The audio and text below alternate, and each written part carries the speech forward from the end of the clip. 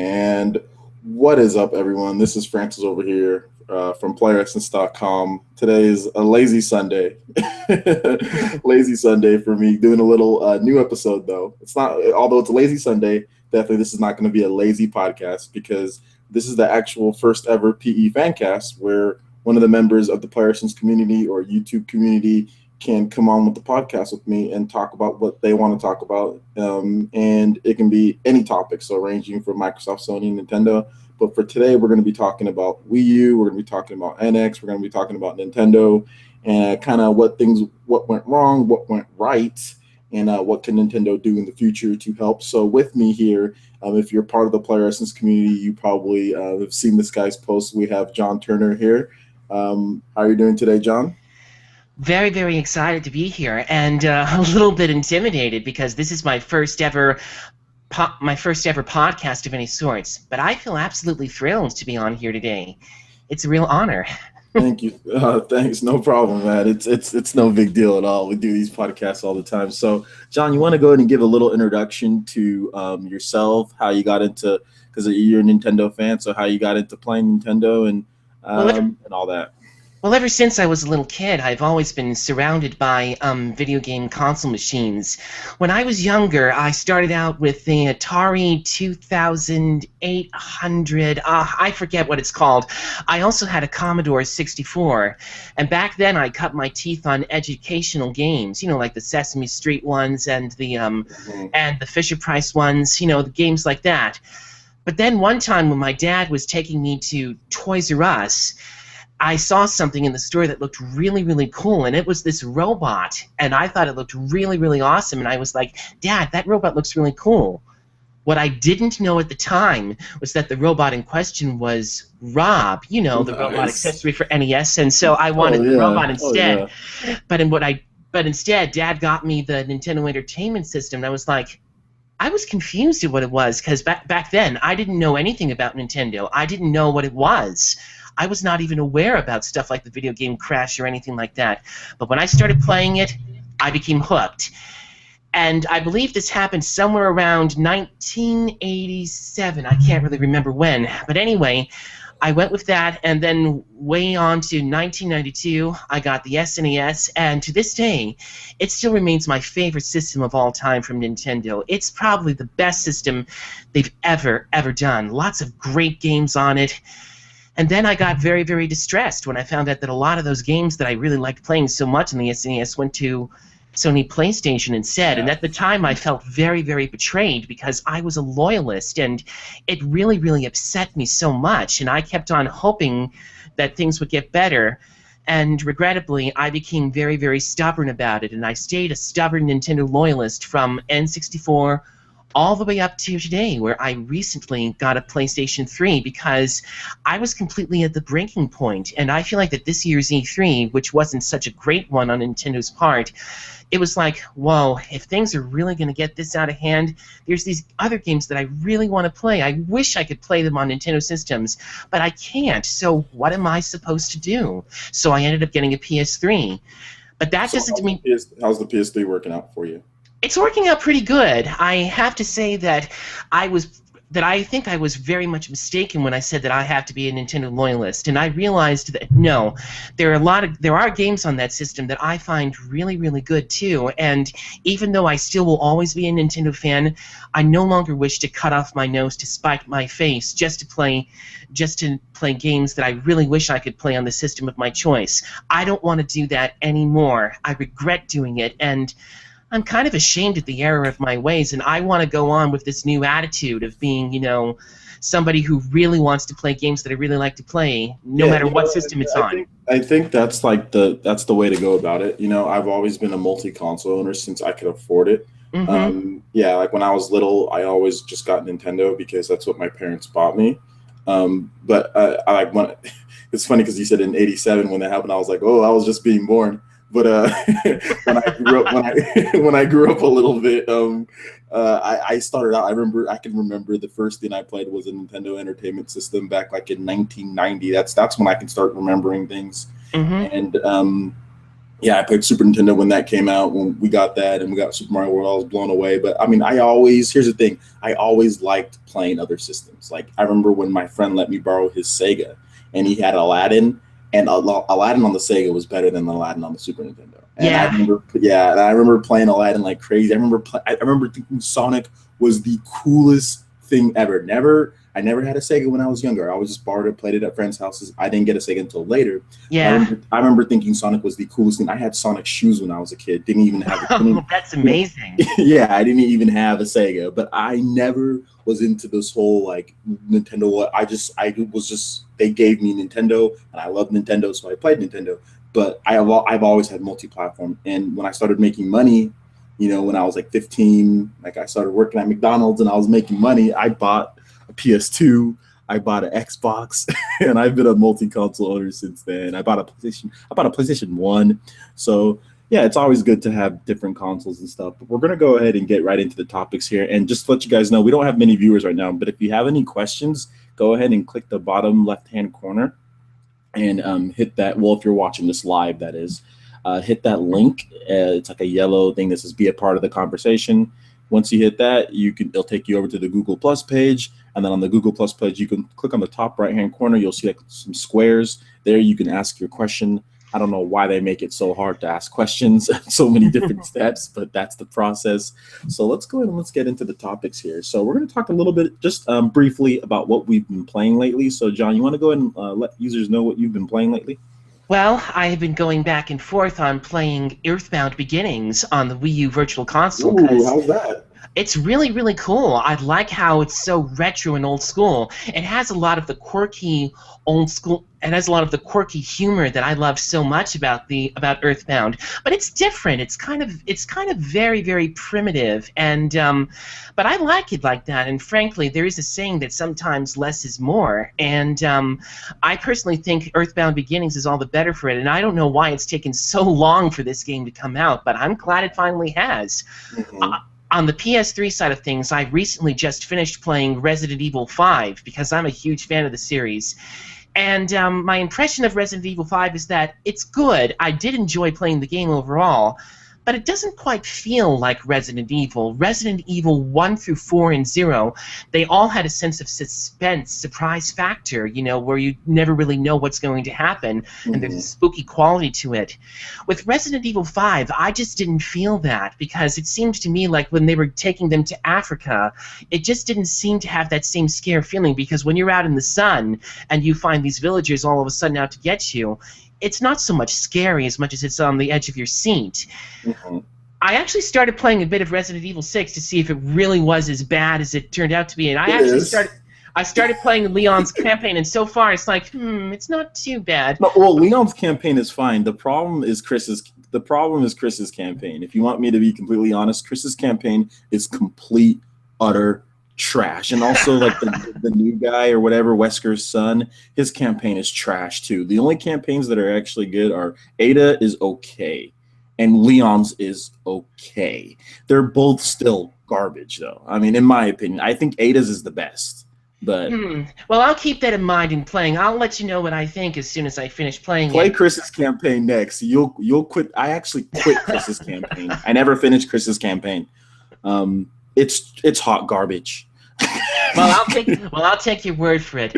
Well, you can play it. You can play it yourself. I mean, like Yeah. it's like a really crappy version of Call of Duty. Chris's campaign. Yeah, I noticed that. I think Capcom was trying too hard to build on the action aspect of it and sacrificing the scare aspects of it. I thought they got some of that right at the beginning of Leon's campaign, but I haven't gotten anywhere nearly as far, so I can't say for sure about how it's going to get or not. But if it really is bad, well, I'll dial my expectations backwards. I beat Leon's campaign. Leon's campaign is like, if I was to give it a rating, because like I would probably say it's like a 7 out of 10, maybe 6.5 to 7. Yeah. I'd say Ada's is like an 8, but the game and the mechanics and just the way the game works, it's like they were trying to please everyone and didn't please anybody. So, yeah. I mean, you'll see though. Well, was there any other games you were playing?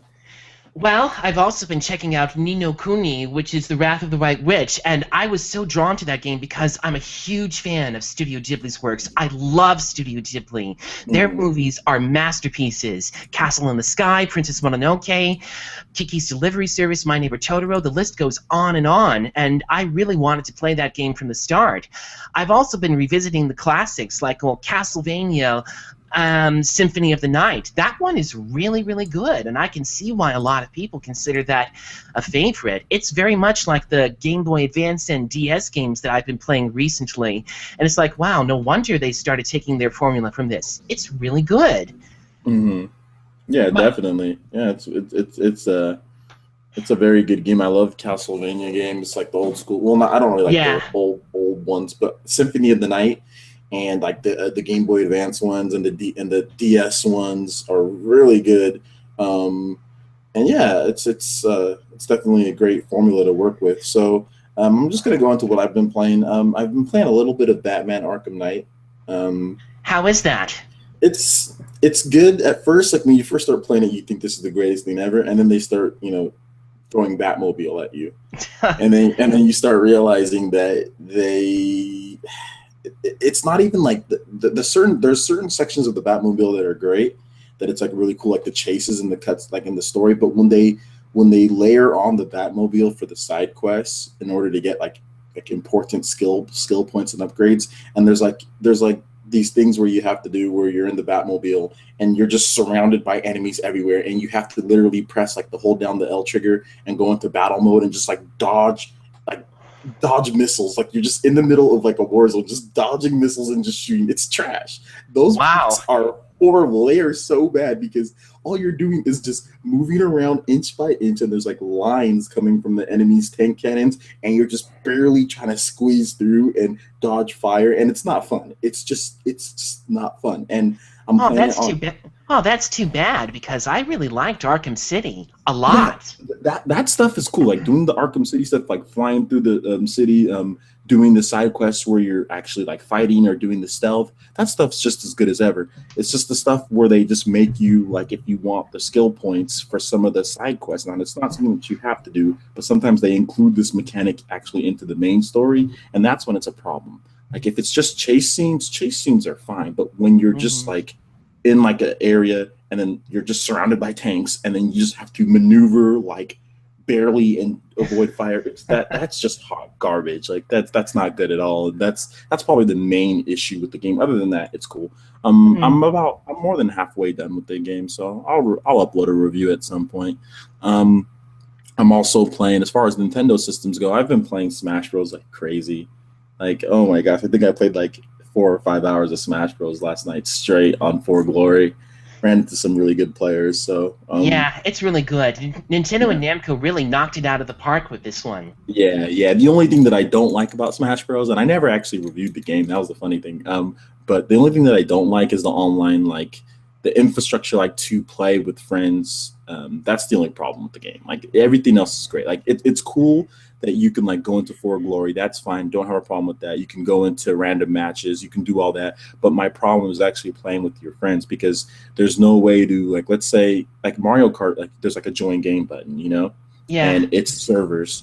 Whereas with Smash Bros, it's not. It's peer to peer. So if you want to play with your friend, there is no way to get a hold of them. Like you can do the Miiverse, send a message, but who checks Miiverse when they're playing Yeah. online, like in Smash Bros? And here's the thing: most of my friends and people that I play Smash Bros with, like on the Smash boards, we all use GameCube controllers. We're not Mhm. looking at a blue light to see if we got a message to know that our friend opened up a room.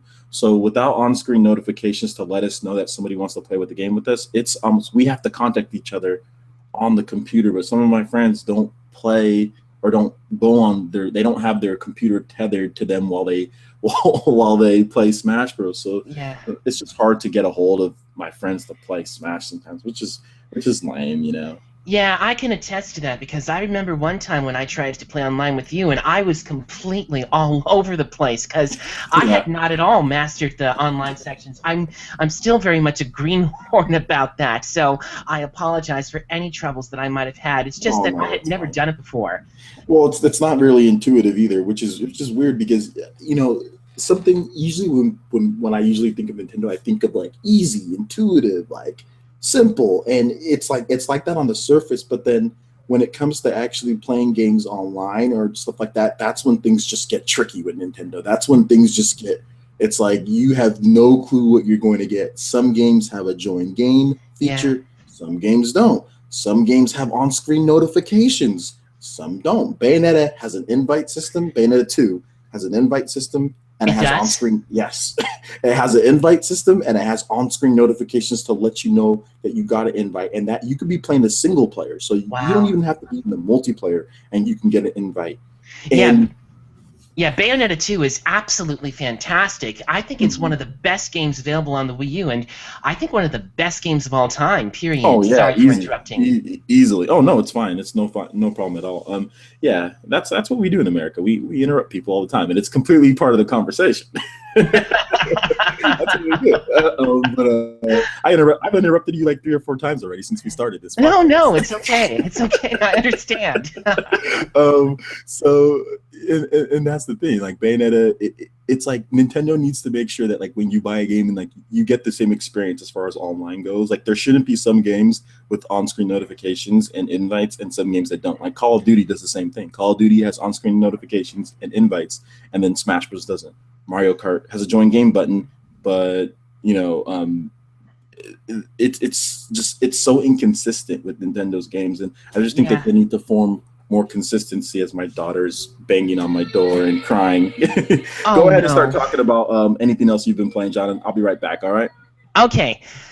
I've also been going back and forth on some of the other Virtual Console titles. I've been checking out Fatal Frame, partially in anticipation for Fatal Frame 5, which I'm really, really looking forward to playing. And I have to say that I really love the creepy aspects of it. I love how you're able to walk in the dark and how the only aspect of being able to attack enemies is by taking pictures. That's just so amazing. I've also been playing some of the Square Enix classics, like I recently have been playing more of Final Fantasy VII. Now, I'm behind the opinion that I personally think that Final Fantasy VI is the best entry of the whole series. It's my favorite game of all time. Everything about it is just so fantastic. The music, the characters, the gameplay, the whole opera sequence. That was the reason I became a fan of Final Fantasy VI to begin with. Okay, it's kind of a selfish reason, but hey, can you blame me? Anyway, yeah, Final Fantasy VII, I wouldn't say was anywhere nearly as good as Final Fantasy VI. I don't consider it anywhere nearly as memorable, but it certainly is a pretty good game overall, and they do a better job of I'm keeping the back. Final Fantasy feel. It's okay, I've been talking quite a bit. Okay, great. But they do a better job of having the Final Fantasy feel to it than, say, many of the other recent titles that I've been seeing. I also tried out, and somebody on Player Essence who suggested that I try this out will be happy to hear it, Xenogears, because I loved Xenoblade Chronicles. I Ooh. loved that game. And so far, I haven't really gotten into Xenogears, but I really like the aspects of it. Plus, it Mhm. has a score by Yasunori Mitsuda, the guy who wrote Chrono Trigger, another one of my all-time favorite games. And, well, how can you go wrong with that? It's just really fascinating so far. And I think Tetsuya Takahashi is a really, really gifted designer. I'm really glad that he went out to form Monolith Soft, because there's a real ambitious style to his games that you don't often get from a lot of Square Enix titles recently. Mhm. I Although I think. Oh, go ahead. although I will say this, that even though I have been very, very skeptical of Square Enix's output in the last couple of years, I will say that at this year's E3, they really seem to be trying to turn things around. I agree. Yeah, because they had been in a real, real slump lately, and, They well, fired their president, their old president. They got somebody new in there. And that's what. yeah, and, well, so far I'd say that they're making all the right moves. The Yeah. only thing that I'm hoping for is that they include NX in their plans, because I just find it so absolutely frustrating that a lot of Nintendo gamers don't even get to play Final Fantasy 15 or Kingdom Hearts on Wii U, and yet Mhm. Sony and Microsoft fans don't. I think that's one of the things that we should also cover in when we talk about the what went wrong with Wii U. What do you Yeah, say well, you know what? Let's go ahead and let's get right into that. So the Yeah, next segment that we're yeah, going to I be think discussing. I was suggesting the same thing too. Yeah, so this next segment is kind of like what went wrong with Wii U, and I don't want it to be a repeat of me saying certain things and then John saying the same thing. So what we'll do is we'll kind of like break down. I'll give one reason, and then John, you can give a reason. And don't worry, guys, this is not going to be like a hating, bashing. Both me and John are obviously, we're big Nintendo fans. We like our Wii U's, but we're just going to talk about what went wrong, what went right, what they did well, and then also what they can do with the NX. So this is definitely not like a hate thing, you know? Yeah, I would never ever talk smack about Nintendo. Never ever. I do let them know when I'm disappointed with something, but I would not. But I would never in any way dream of being a Nintendo basher ever. So if anybody at Player Essence has taken some of my criticisms the wrong way, please keep in mind. Which some people have. I know, and I'm really embarrassed that some people have done that because I really mean no harm at all. I just want the best for them. Well, because here's the thing. A lot of people, especially on Player Essence, you know what, I'm not even going to generalize like that. There are a select individuals. I mean, you got to remember, like Player Essence, we get thousands upon thousands of readers a day that don't comment at all. They just look at the articles, and you know, we got tons of hardcore users. I can track IPs like crazy. There are people that come to the site multiple times a day and don't ever leave a comment. Ever. So, I mean, I'm not even going to sit here and say all the users and everything like that, but there are a select group of people that don't want to hear any type of criticism because they're tired, and they're tired of hearing it from all over the internet. So they don't want it to be to where they hear it. But the thing about it is that there's right and wrong type of criticism, in my opinion. Yeah. And when you get into the bashing phase, like, you know, like there's some people on YouTube here, I don't take their opinion seriously because at last year's E3, they said Nintendo sucks. They had a horrible E3. You know, that's BS. Absolutely. Last year's E3 was really, really good. It was amazing. Yeah, this year's E3 started out okay. I loved the Star Fox Zero reveal. I'm still looking forward to that. It kind of flatlined after that, though. I did like the puppets at the beginning, though, because I'm a huge Muppets fan, and I thought it was cute the way they had the puppet lookalikes. But if you didn't, then, hey, that's okay. I just thought it was funny. Yeah, but, I mean, it's also...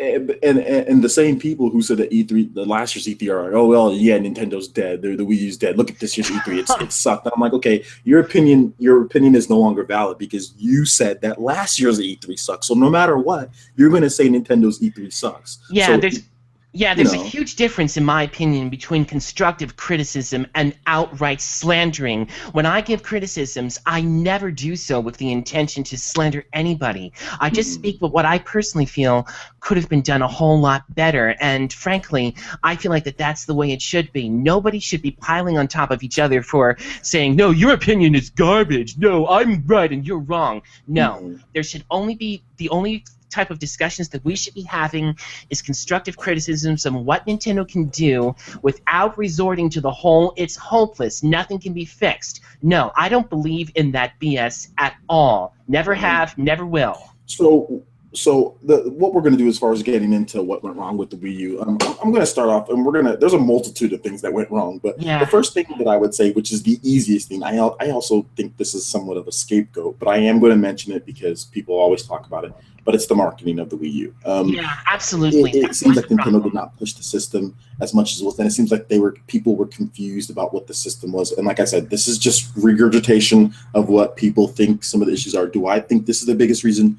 No, I don't think this is the biggest reason. We'll get into what I think is the biggest reason, but marketing. So absolutely, the Wii U just wasn't marketed very well. It seemed like it wasn't being pushed, and it seems like they didn't really do a good job of valuing, like putting out there like why you want this system, what it can do for you. So, John, what do you think is the next reason what went wrong with the Wii U? Well, marketing is absolutely a very crucial reason about what went wrong.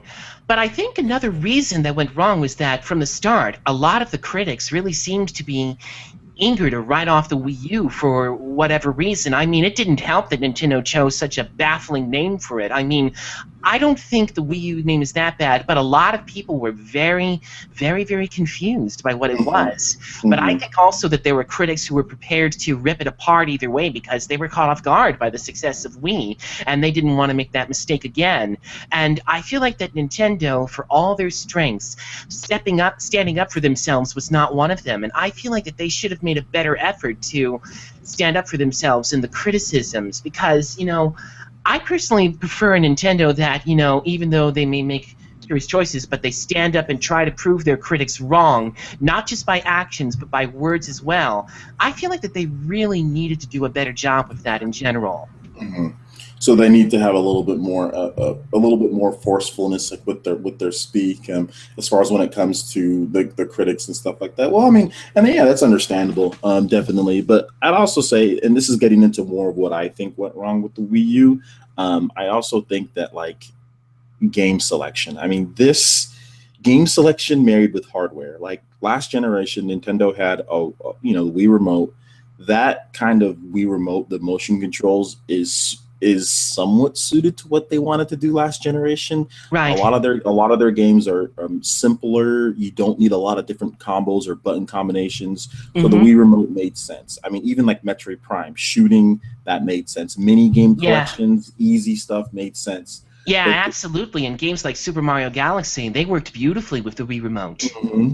And you look at the Wii U, and it's like, okay, you're stepping it up. You're having a touch screen. You're having a bunch of different buttons. You're having all these things. Like you need to bring out software, game selection that marries that, but they didn't. They put out Wii software on Wii U. So what I mean by that is like platformers and mini game collections. Like you've heard me say it a lot, and I'll continue saying it. I hope Nintendo does not do that again. Like you can't bring out a Wii U gamepad then say buy platformers and mini game collections. Like you can't do that. Yeah, that's just it. That's one of the things that I've been saying. With Wii, they had a lot of stuff that justified the purchase of the system. There was Wii Sports. There was Hmm. Legend of Zelda, Twilight Princess. They had a lot of selections of games. Hmm. Nintendo Land is a cute little game, and New Super Mario Bros. U, of course, it's fun. Hmm. But, and this is a really big but, I don't think either one of those two games had the same appeal that, say, Wii Sports and Zelda Twilight Princess had. Not even close. Yeah, I think the selection of third-party games right there too was both a cursing was a mixed blessing. I mean, for me as a gamer who had never played a PlayStation system at the time, I was actually thrilled to get to play Batman Arkham City and even Assassin's Creed 3, which I admittingly liked. There, I said it.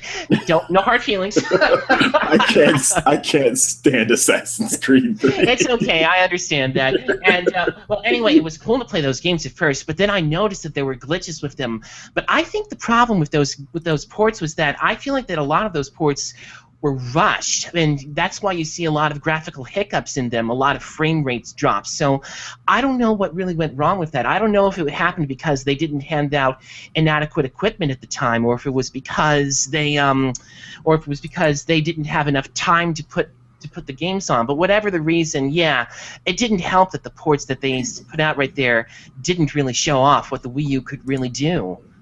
So I mean, you're basically saying that like the ports were it was a little bit of good and bad because yeah, you get Nintendo fans to be able to play that, but then the ports weren't good quality. And when you don't have something that's good quality, other gamers that are skeptical about your system are going to think, huh, look at this crappy quality, And I think Yeah, that was bad. I think that you kind of hit the nail on the head there because the problem was that all the games that were reviewed, the ports, most of them were reviewed. This is the same as Xbox 360 or worse. There was no ports at the launch of the Wii U that said this is a lot better, like frame rate wise, everything wise. the only exception to the rule, I think, was the original Bayonetta.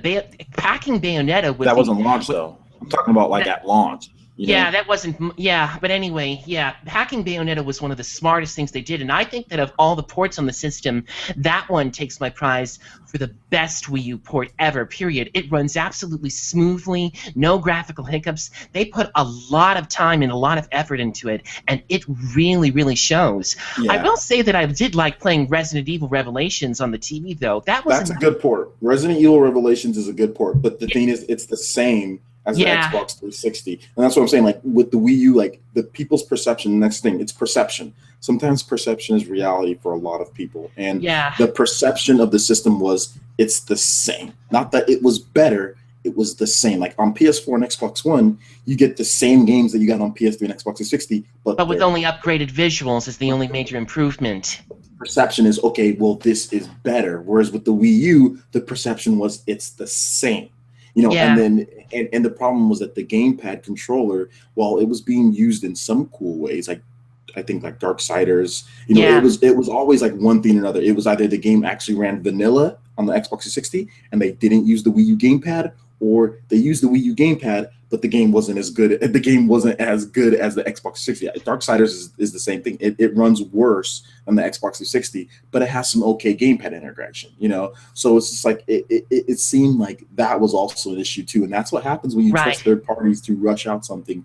And I think ultimately Nintendo's like where they decided, hey, we're gonna let third parties have that, like for lack of a better term, hardcore edge on the Wii U, and we're going to make the Wii software to bring the Wii audience back. That kind of sealed their fate, in my opinion, as far as the Wii U goes. Yeah. And then on top of them not fixing the system afterwards to appeal to the more core users. Because I'm going to ask you a question here, Jay Turner. Yeah. And let's think of the mindset of somebody who's not a Nintendo fan. Let's think of the mindset of somebody who's a skeptical, who thinks that Nintendo games are cool. They're not the person who bashes Nintendo games, but let's think of the mindset of someone who buys PlayStation and wouldn't mind buying a Nintendo system if they saw some games that they like. If we're in the mindset of them and they look at the games and they're like, okay, well, I like Call of Duty. And then you look at Nintendo's version, like, well, there's no universal chat for me to play with like universal chat system for me to link with my friends. There's no on-screen notification, so if one of my friends is playing a different game, I can let them know that they want to play Call of Duty with me. There's no quick messaging system. I have to go into this weird thing called Miiverse. I don't really know what that is. Like people are saying that you have to boot up something just to send a message. Why am I gonna buy Call of Duty on Wii U? Why don't I just get Call of Duty on my PlayStation 4? Yeah.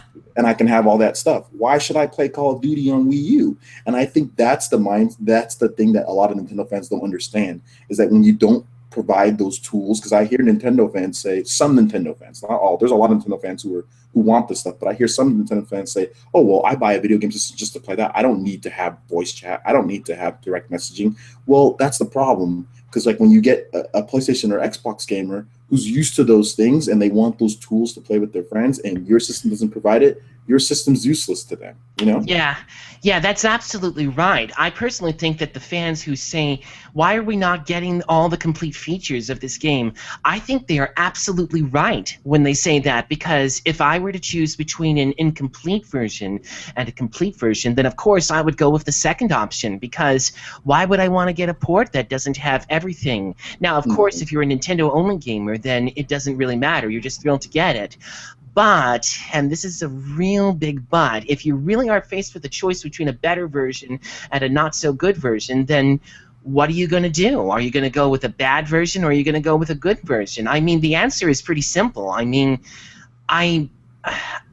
it's a little hard for me to necessarily put myself in the shoes of a Microsoft or Sony gamer, because I've always been a Nintendo gamer from day one, and I still am, but I would absolutely not blame those people if they chose to go with a version that had a lot more appealing features to them as opposed to a less is more, kind of thing. Well, because online is the big rage, you know. Online is the big rage. Online is what a lot of consumers want. And when you're Nintendo and some games, it's just jumbled. Some games have some features, some games don't. This game has this other game doesn't. So Right. Microsoft and Sony, from a UI standpoint, from an OS standpoint, have invite systems. Every game supports it. Every single game supports it. Direct messaging, invites. If a game doesn't support voice chat in the journey or something like that, or if there's certain games that don't support voice chat in game, most do, on PlayStation and Xbox, you can go into the UI and start a party chat. And while the game is playing, no problem. Like that is a problem with Nintendo, because this is consumer electronics. And when you talk about consumer electronics and you're talking about price range, you're over here, you got all these systems in the price range of $300 to $400. And if you're missing out on a bunch of stuff from the perception and it makes your product look like not quality, so not only do you not support these things, but then your competitors support them and they're within the price range of $100, that's a problem. And I think that's what went wrong with Wii U too. Yeah, I agree. And you also, if you look at, I think a lot of people were spurned with the Wii. You know, like I think a lot of people got the Wii and they're like, Nintendo did not make the type of games that we want.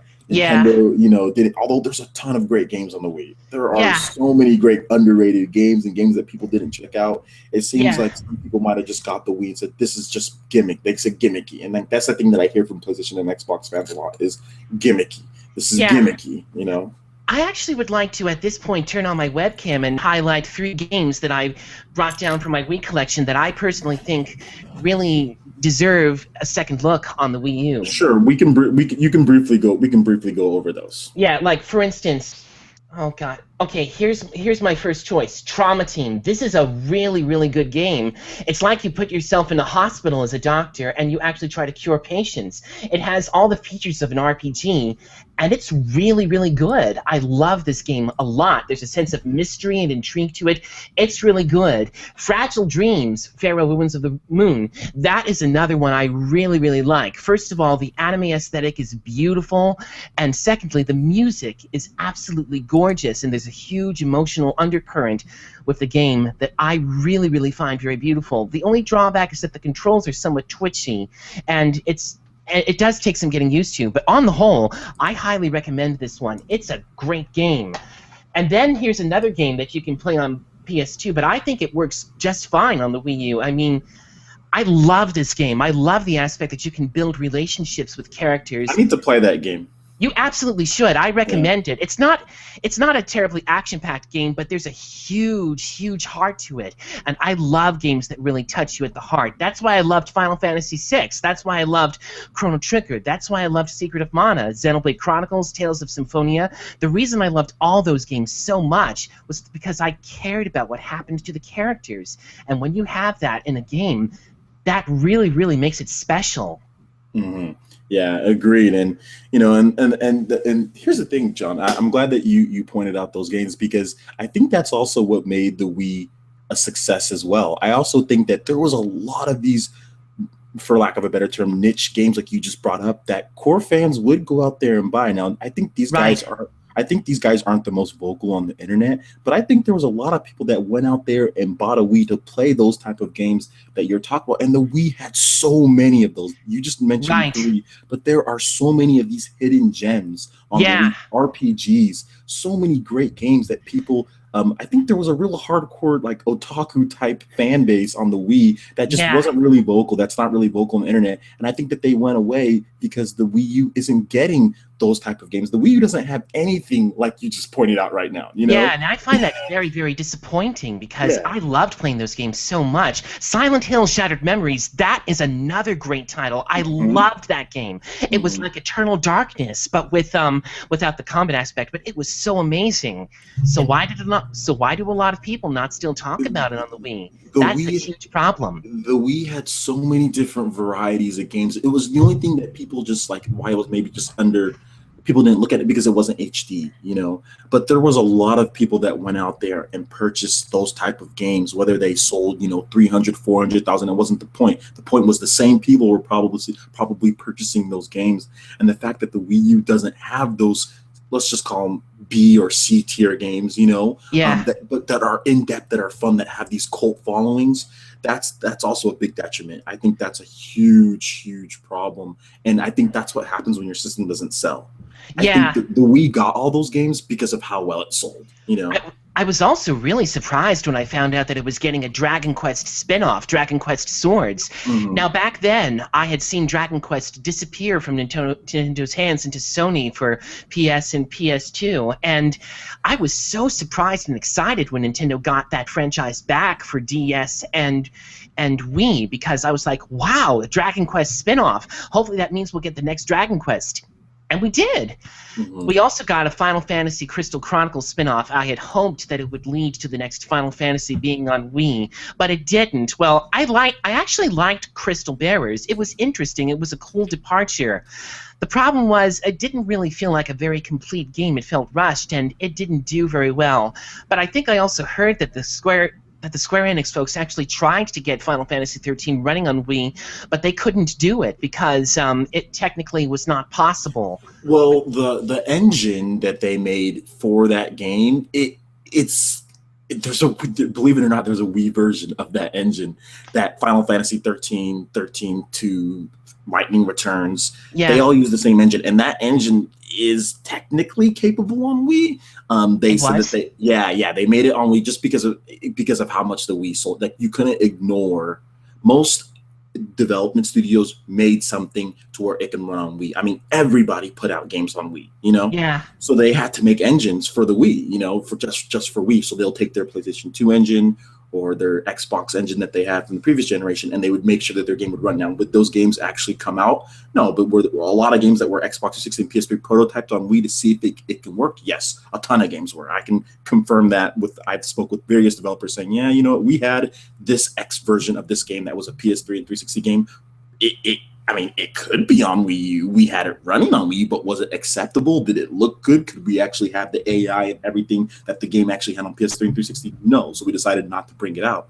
But so Final Fantasy 13 it can technically run on Wii, the original Wii, but would it be something that you'd want to play? That's another story, you know? Yeah, I haven't actually played the 13 games, but I heard that they were not particularly good at all. And frankly, even though I'm discovering the Final Fantasy games on the PS, the 13 series, I'm not really eager to go for. But that said, would it have been an asset for them to be ported to Wii U or even for Nintendo's next system? Absolutely, because a lot of people really love the Final Fantasy series, and for better or for worse, they still are a huge selling franchise. And I found it heartbreaking that Final Fantasy 15 never made it to Wii U. The issue that I have with the Wii U is, like, you know, Nintendo's, you know, and I think this is also wrong with the Wii U because we're still on that. Nintendo's cheapness to like, look, if you're not going to make a ton of games every year, that's fine. If you want to sit here and say, well, we're not going to release our games over the summer because people don't buy games over the summer, fine, okay? But you can't. Stupid reason. Yeah, stupid reason. But you can't sit here and tell me that, okay, you can't pay a third-party developer to bring over a game to have something for your fans to play over the summer. Because PlayStation and Xbox, they get Witcher, which was May. They get they get Batman, which was basically summer. That came out late June. You know what I'm saying? They're getting these type of games over the summer for them to play. And then with Nintendo, it's like, oh, well, screw you guys. You know, you guys wait till fall. Wait till fall to play Yoshi. Wait till fall, and they're holding on to Yoshi. And that's another thing. They hold the game's done. And that's a big done. And that's one of the biggest problems I have with people who defend Nintendo's choices left and right, because there are people saying, no, Nintendo should not pay third parties for third-party support because it'll bankrupt their business. Hello! One of the main reasons that I got into Wii U was hoping that third-party support would in fact return, and the fact that they're not actually going out there and trying to do something to get them back, well, I think that's absolutely more detrimental than helpful, because think about it. Bad as those ports, well, not bad, flawed as those ports were, it was ultimately better to have them than to have this unfathomably long and painfully long drought that is still continuing. And don't even try to bring up the indie games with me. The indie games are okay, right? And so, there are some gems in them. But indie games are just not the same thing as, you know, those other franchises that we talked about, because the truth is that Nintendo really needed, I repeat, really needed those franchises for Wii U, and the fact that they're not getting them is just making it worse. And people are saying that it's a good thing that Nintendo's not even going out and commissioning these guys to pay for them? Seriously? The thing for me is, like, you don't need to, obviously, if Nintendo paid for every single third-party game, yeah, that would you can't do that. Yeah, absolutely. My problem is that they don't look at the audience and say, well, what would our audience, what is the most important for us to play? That's a good price. I think having like a Final Fantasy 13 collection and having all 3 games and having that, and, you know, bundle them up and put that on Wii U and have that as a summer game, that could be something that you could sacrifice some money for. Something like that. Yeah. Maybe 1 or 2 big third-party games that third parties had no intention to bring in a Wii U, and releasing those in the summer, at least 1 or 2 of them a year. You can't do that for your fans. See, that's the thing that makes me mad at Nintendo because of that, because that's crap. If you're going to hold your games, fine, hold your games, but don't sit here and say you have, play indies and eShop all summer and for months and months and months, and sit here and say and think that's okay. Like, I don't see, that's the thing.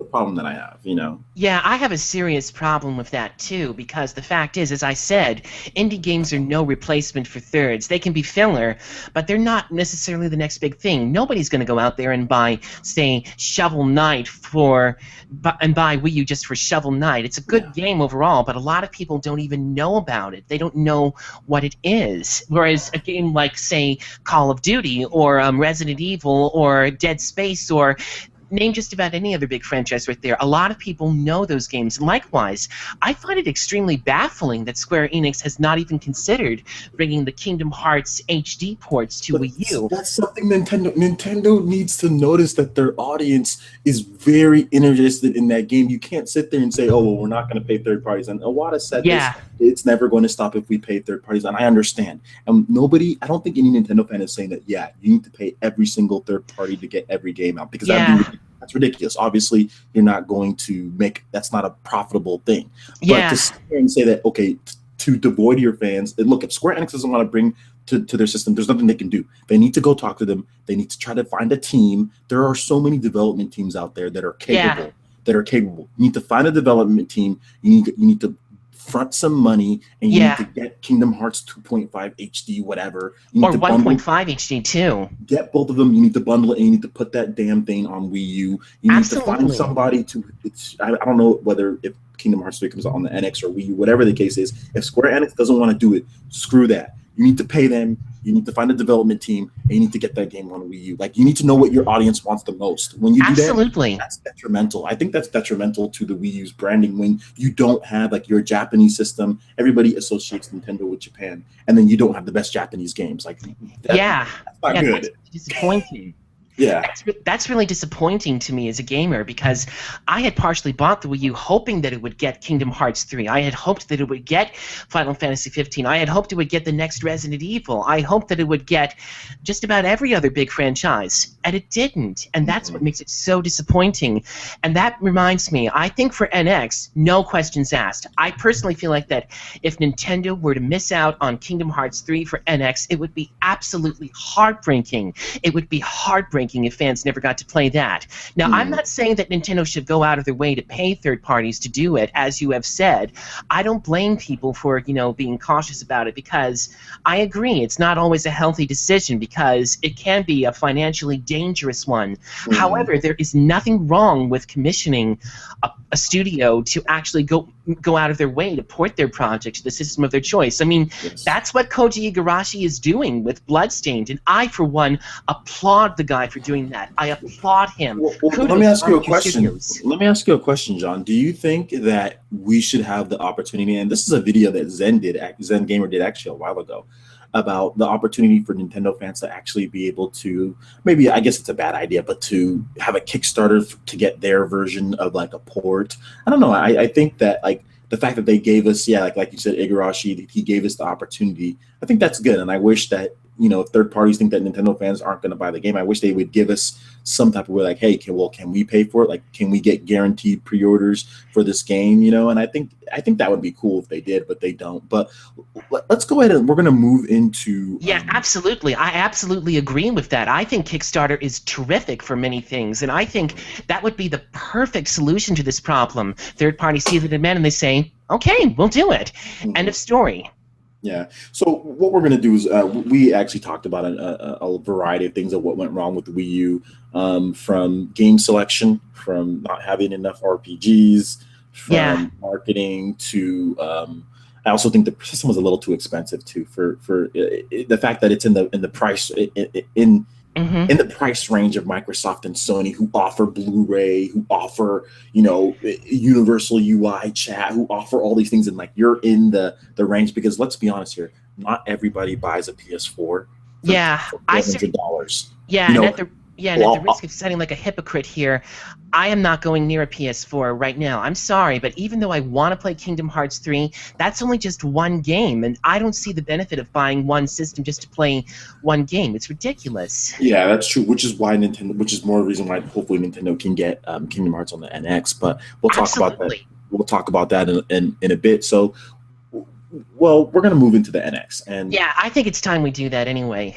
So, first, let's talk about what do you think the NX actually is. So, in your truest heart of hearts, John, Okay. What do you actually think the NX is? You don't have to go with the rumors or with Reggie saying that it's a home console. Just what Yeah. do you truly believe the NX is? Um, I think that's a very difficult question to answer, but here goes.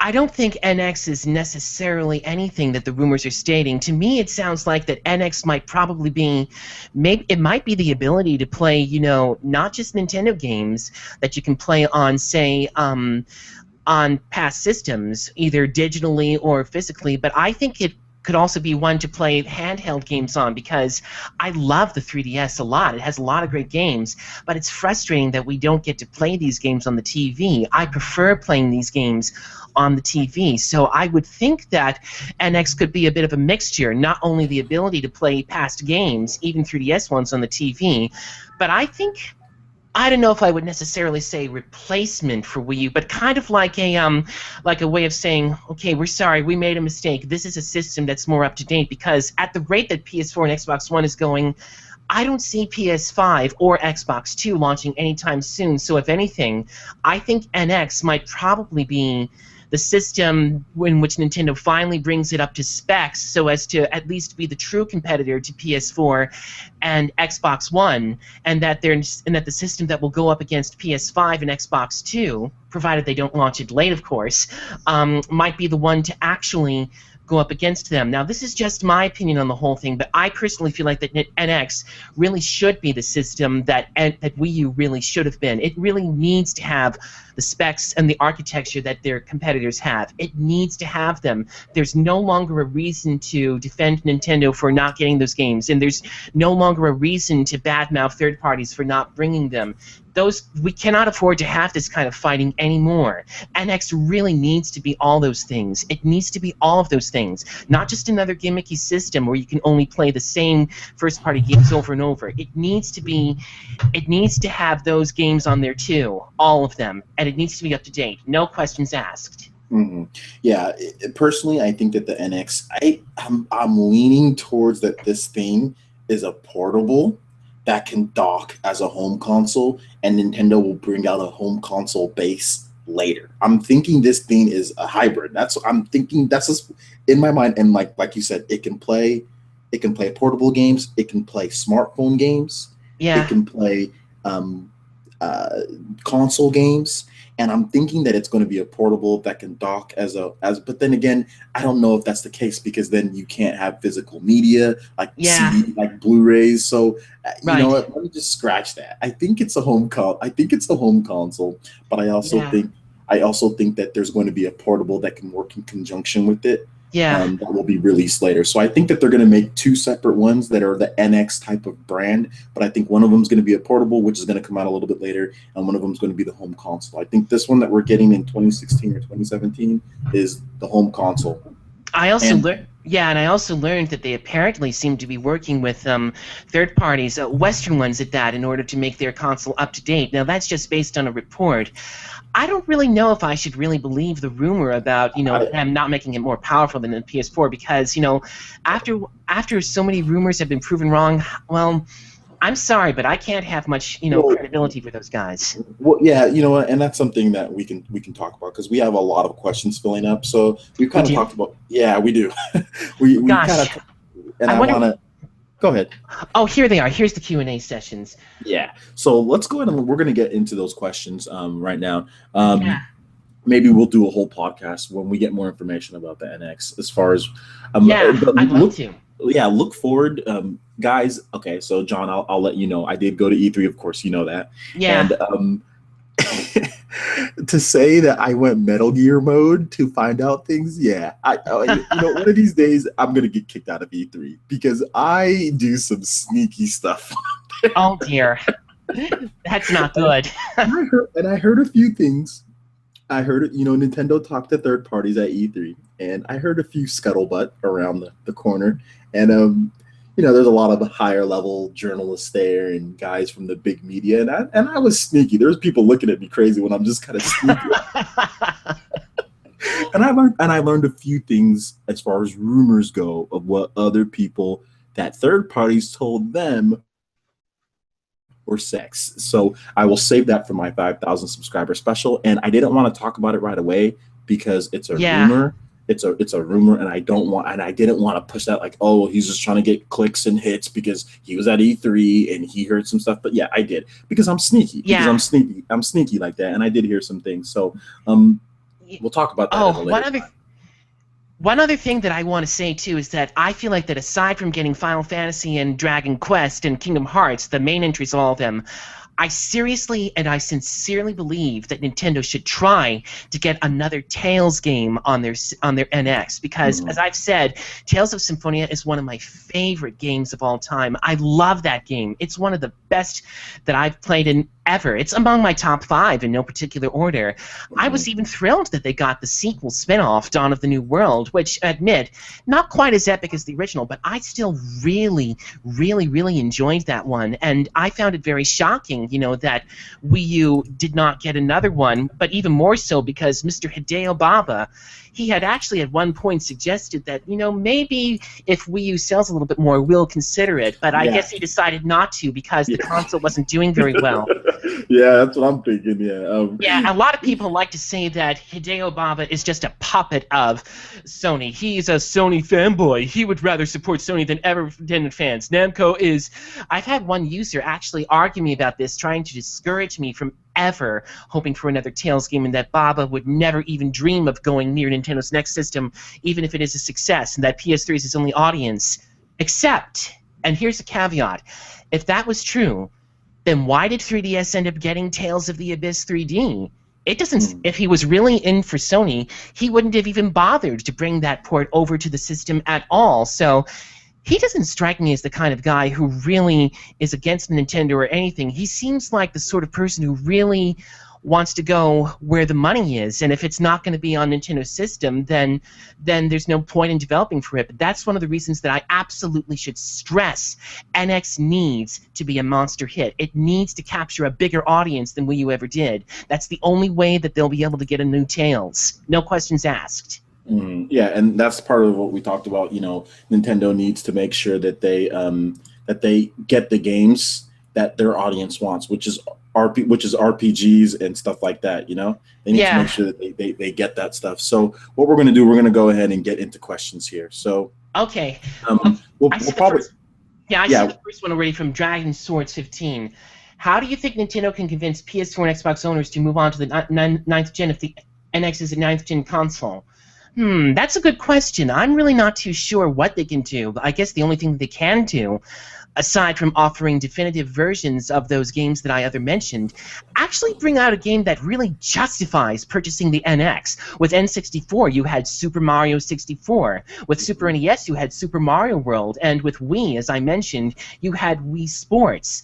Wii U didn't launch with anything like that, and neither did GameCube. So, if anything, I think the main thing that Nintendo should really try to do is get a third-party lineup, yes. But, and this is a big but, they should actually create the sort of game that absolutely justifies getting an NX, not another one of these Wii mini collections or not another Mario game. It actually has to be something that audiences go, wow, this looks really cool, I'm going to go out and get it. So, yeah, I personally think that's what Nintendo should do. Offer a compelling lineup, and more importantly, no droughts whatsoever. We can talk all about what EA did for quote-unquote screwing Nintendo when they didn't offer Origin on there, but sorry, that's not an argument anymore. If it means that we can't play their other games on it, I'm not saying Nintendo should have gone with it, but I'm sorry, Nintendo should not make any moves like that again, ever. Yeah, I definitely agree. As far as what can Nintendo do to convince PS4 and Xbox One owners, that's going to be so tough. First of all, it needs to be cheap. And that's the thing, and that's why I'm not tripping about power at this point, because Nintendo is not going to come out with this next system that's going to be so much weaker to where third-party games can't run on it. They've already absolutely not. They can't do that anymore. Yeah, they learned their lesson. So people that are flipping out about power, like, just stop, okay? Nintendo isn't going to bring out a system that's $300 to $400. Sorry. It's not happening. They already have a system that's $300 to $400 on the market, and it's not working for them. No, it's not. So the system is going to be under. It's going to be $250 or under. Okay, and I can that's pretty much a fact. Not it's fact because Nintendo hasn't announced it yet, but it's going to be a cheaper system. if Nintendo decided to go against, from what I've heard, and make a system more expensive, it will sell lower than the Wii U unless it has literally games coming out every single month, like Yeah, a they're big gonna have to. game. Yeah, they're Yeah. gonna have to approach the NX very differently. They can't have it be too powerful. They can't have it be too underpowerful. It's got to be just right. Yes. No, no extremes whatsoever. It should be absolutely somewhere that is just perfect enough for thirds. If it's the same power, and that's why I don't understand why people are flipping out about this. Like, if it's the same power as the Xbox One, because Liam Robertson, that rumor that came out, he specifically mentioned PS4. Specifically meant because PS4 is known to be the strongest system. Yeah, And people are saying, "Oh, well, it's not going to get third-party support because it's not as strong as the PS4." Well, the yeah, Xbox seriously. One gets third-party support, and it's not as strong as the PS4. So I don't see why people are freaking out over it. If it's as strong as the Xbox One, or if it's a little bit stronger, then Yeah. what's the problem? Yeah, I personally think a lot of people are saying that Nintendo's never going to get third-party support no matter what. Absolutely they can. Sure they can. It just depends on the right moves that they make. I don't believe there's any such thing as never going to happen. It can happen. It just depends on the choices that they make. And I do think not only that, because like the Wii, and we're gonna move on after this.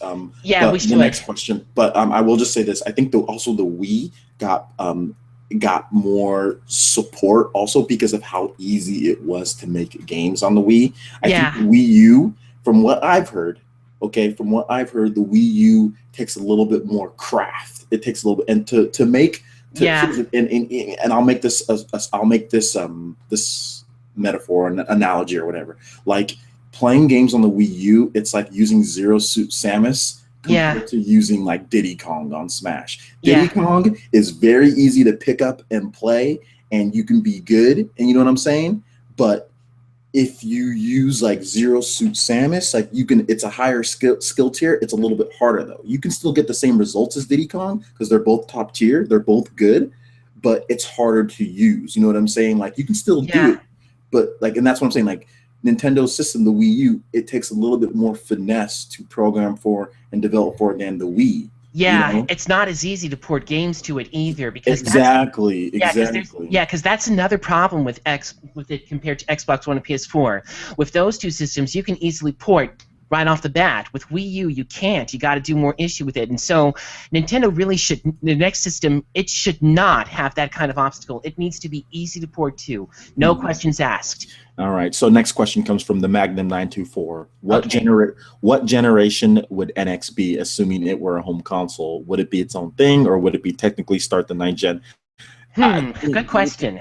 That is a good question. And man, I don't know. I hope I don't get hate for this, but in my opinion, it would be the same as the Wii U. In my opinion, I think it's going to be it's a current generation console, and I think that the Wii U, I don't know if that's even possible technically, but I think they're both an 8th generation consoles.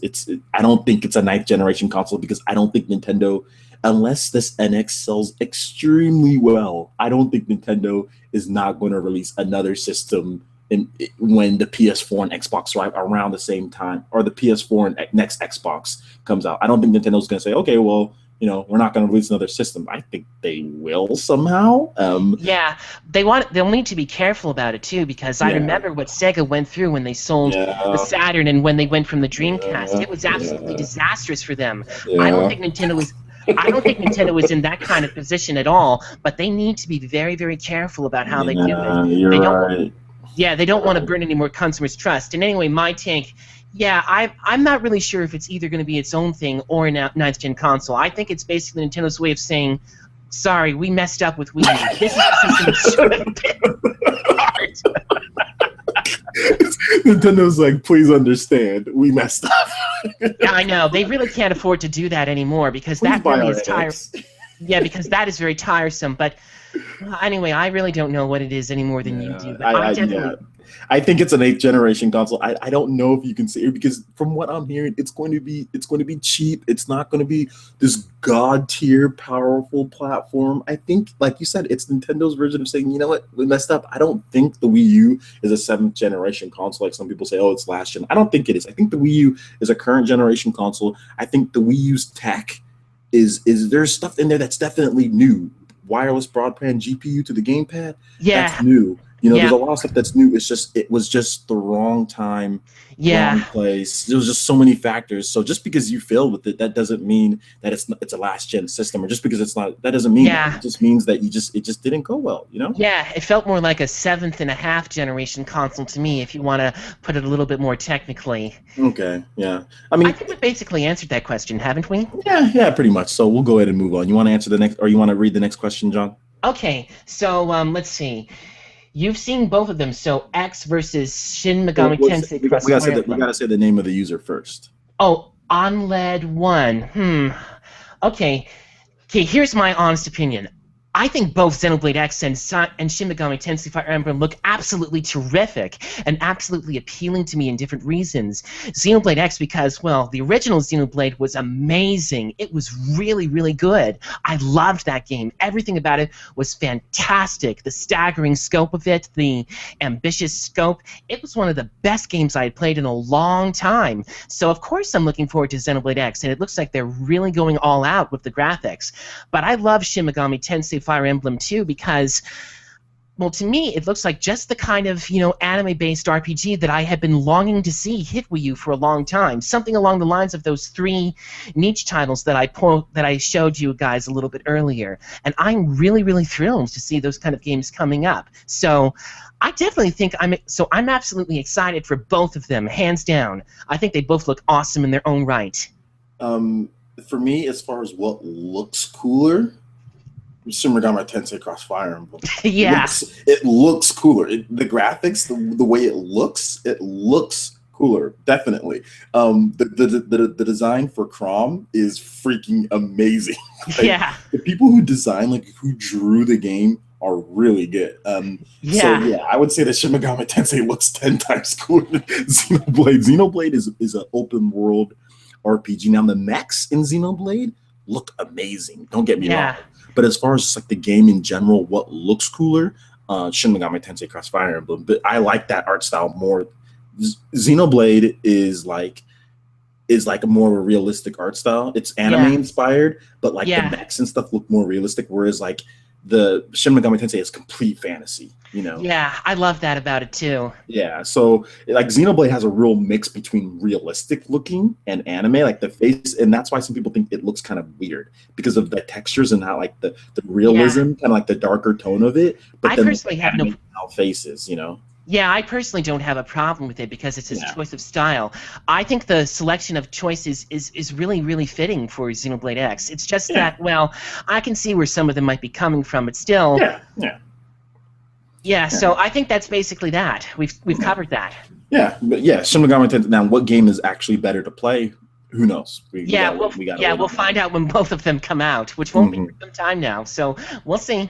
All right, I'll go ahead and answer the next question, or I'll read the next question. Mick CIM asks about the power of the NX. If they make a system as powerful as PS4 in 2017, would the cost of it not be as would the cost of it not be a lot lower? Considering the price of tech goes down so fast? That's a very tough decision. Yeah, it'd be lower. I mean, obviously.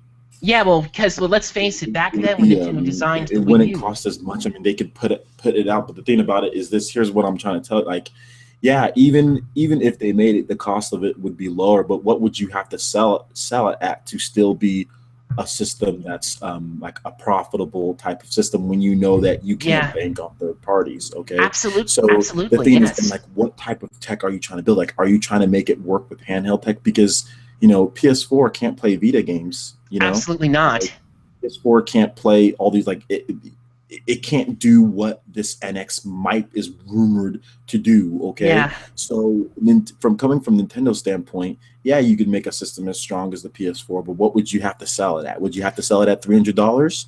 Would you have to sell it at $350?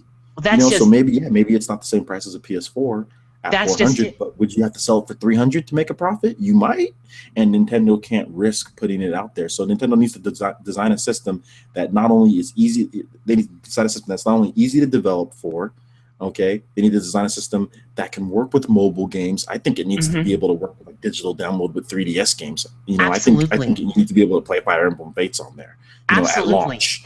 Yeah, a That's lot. personally what I think. So if that's what I'm just going to say, just for the sake of this, if that's what they're going to go with, you need to make sure that your system can do all that, and that jacks the price up of the system if you have to make it to where it can play these different formats and stuff. So you have to be very careful Yeah, with the price and with what you put into it. There's a yeah. lot of factors, you know. I mean, what do you think, John?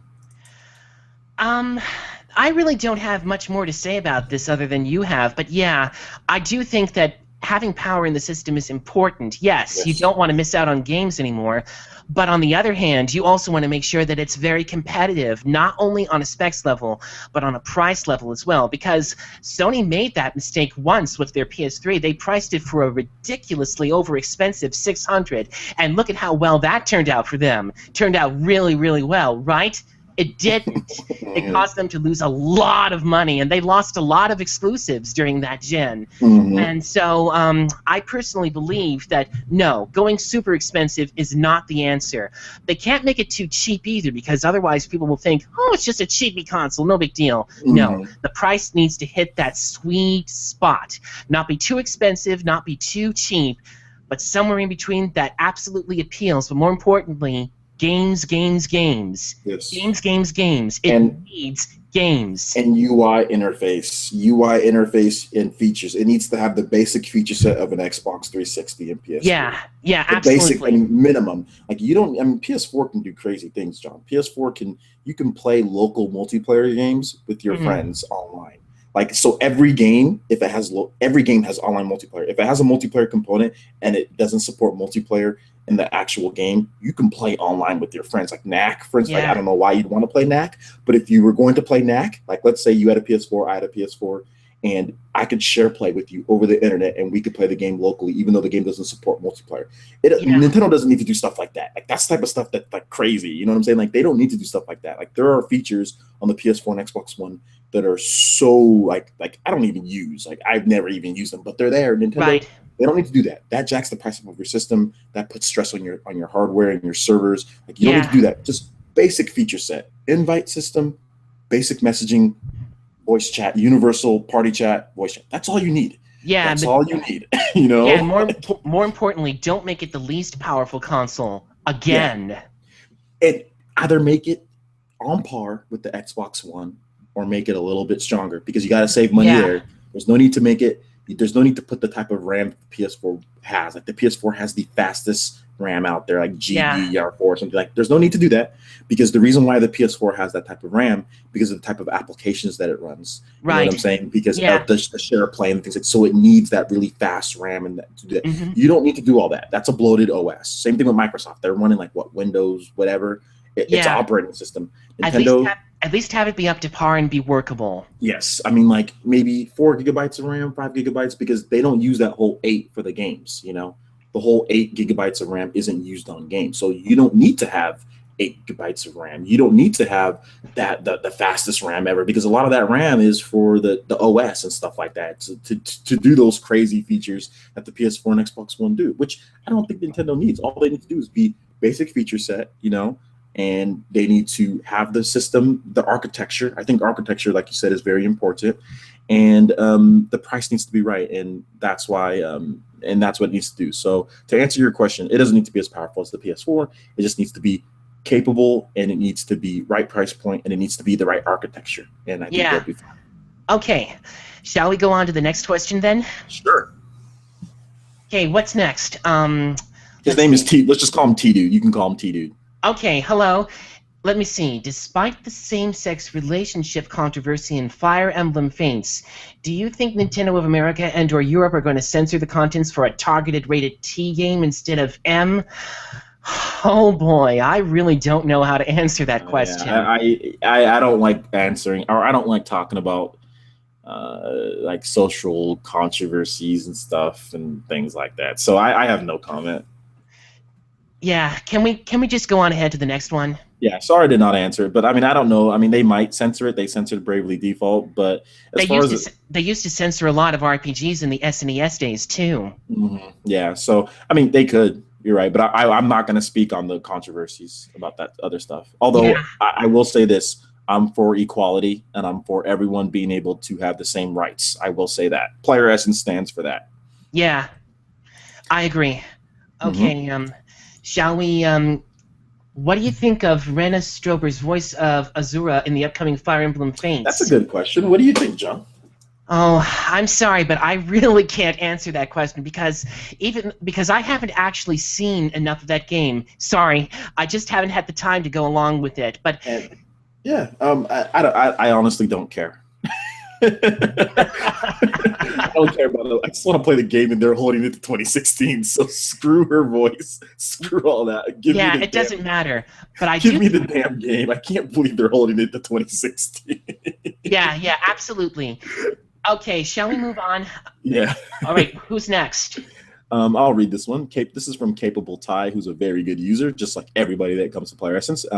Did you hear that Unseen 64 has received death threats recently? What kind Whoa. of Yeah. nonsense? What?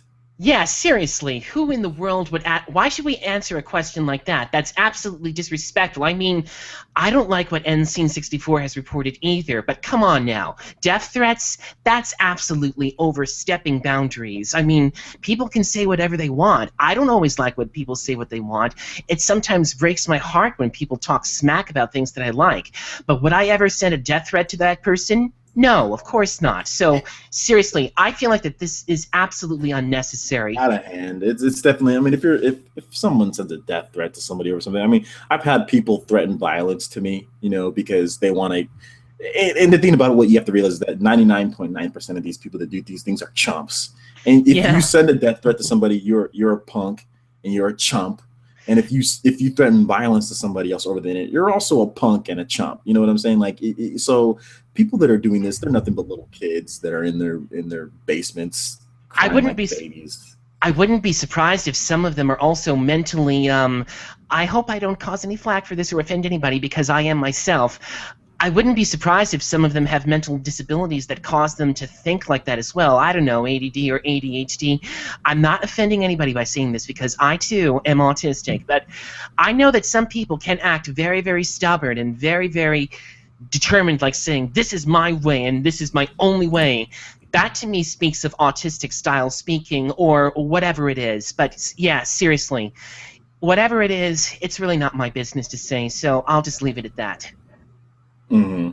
Yeah. Okay. So yeah, but it's both of us. We think it's ridiculous, and the fact that people would go to that lengths, idiots would go to that lengths just because they don't like what somebody's reporting is stupid. So, Yeah, absolutely. It's one thing but to not like something. It's another to threaten death. yeah, That's just overstepping it. and that's ridiculous. Let's hope that people stop that crap. Oh, who Next question. knows? Next question comes from Capable Tie 7. Okay. Do you think NOA is the worst branch of Nintendo? Just look at the gap we have to wait for X and Yoshi's Woolly World. What do you think, John? I really don't know what to think of Nintendo of America at this point because they have made a lot of baffling decisions lately. But I personally feel like worst branch. I really can't comment on that, but having said that, having to wait to play those two games, yes, it's absolutely terrible that we have to wait for that. The whole controversy with Devil's Third as well. I mean, I don't know what's going on with that, and I don't know what's happening with it, but I do hope they resolve that issue very, very soon. But I definitely think that they need to get the message saying that, look, sorry, there's something wrong that you're doing with your customers. You're going to need to make changes. So not just Nintendo of Japan that they'll have to make changes to. I think the Nintendo of America branch will have to make changes too. Now, by saying this, I don't mean that they should fire anybody. I don't believe in that. But I really do think that they need a change of thinking because they can't afford to keep on doing this over and over again. It's getting ridiculous. It's hard to defend them.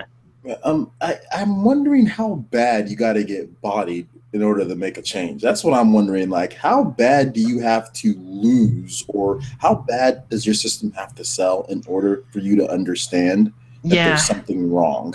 Like, you can't sit here and tell me, well, it's okay When it's to, really not. yeah, to delay these games because people are more willing to buy in the fall. Like, Yeah. your fans want to buy now. Yes. We want stuff to play now. We don't want to wait for Yes. no. The small amount of people in North America who have a Wii U want to buy now. Absolutely, yeah. There's no reason to hold back games whatsoever when you have them Yeah. ready to go. None. Space it out. I don't have a problem, but this comes back to NOA and Nintendo's thinking like without third parties, this is the type of stuff that your mindset tells you to do. In the Yeah. Wii era, Nintendo had so many games coming out at all times. There were games from third parties just coming out, constantly coming out in March, April, May, June, July. Maybe they were the smaller ones like Trauma Team, but there were still games. There were They also, and everything. yeah, they also did make some, very questionable choices. Like, I'll never forget E3 2008, where many people were badly John, disappointed. why? I know. I'm sorry. I don't mean to go there, but yeah, I was disappointed too. But Tales of Symphonia: Dawn of the New World, it made up for that for me. Because I loved playing that game. Exactly, and that's the type of stuff that the Wii had, that the Wii U did it. But Nintendo of America, I think that's what happens when when your whole plan just crumbles on top of you. You make these really weird decisions. Like Nintendo of America, you go from being it'd be like going from like I don't know, from being like Michael Jordan to like Steve Kerr. It's like, what happened to all your abilities? What? Yeah, they need. I used to be. Yeah, able they're to gonna. dunk, and Yeah, they need to do a better. Yeah, they need to do a better backup plan next time. Yeah, because that's what happens when your plans just crumble in your face. Like it just completely destroyed. And these are the type of decisions that you have to do. Oh no, we're scared. We need to make as much money as possible. Wait a minute, Yoshi's Woolly World. It's a kid friendly type of game. Kids buy in the holidays for their parents. Oh, we have to hold on to it. We have to see that's the type of decisions you make when you're as big as Nintendo. You make these decisions because you're getting bodied, Yeah, but acting recklessly is actually a recipe for disaster. And I personally think that on that level, I think NOA really does need a wake-up call as to how they handle their customers. Yes, because they're not doing a good job. Like sitting here and telling me, we have a game that's complete, and instead of releasing it in the summer or whatever, you say we're gonna wait till all the way then, and it's like you're gonna release Xenoblade in December. What? I know, but I know it's very weird. I mean, we had to fight in order to get Xenoblade Last Story and Pandora's Terra combined over here. We had to fight for that, and we shouldn't have to do that. That makes me mad. That actually makes, and I don't get mad a lot over video games, but that actually makes me mad because it makes me like you're trying to insult me as a consumer. When you do stuff like that. That's insulting that we have to fight to get RPGs, to get quality. Yeah, and now we're actually doing the same thing with third parties to get games on Wii U. I mean, I joined a Facebook campaign called Bring Kingdom Hearts 3 to Wii U, and I appreciate their efforts to do so. I really, really do, and I really want them to succeed. But on the other hand, I find it very, very unfortunate that it's come down to this. This is not how it should be. I feel like that, and as I said, I think the Kickstarter option that you talked about earlier, I think that would be perfect, a perfect solution to the problem.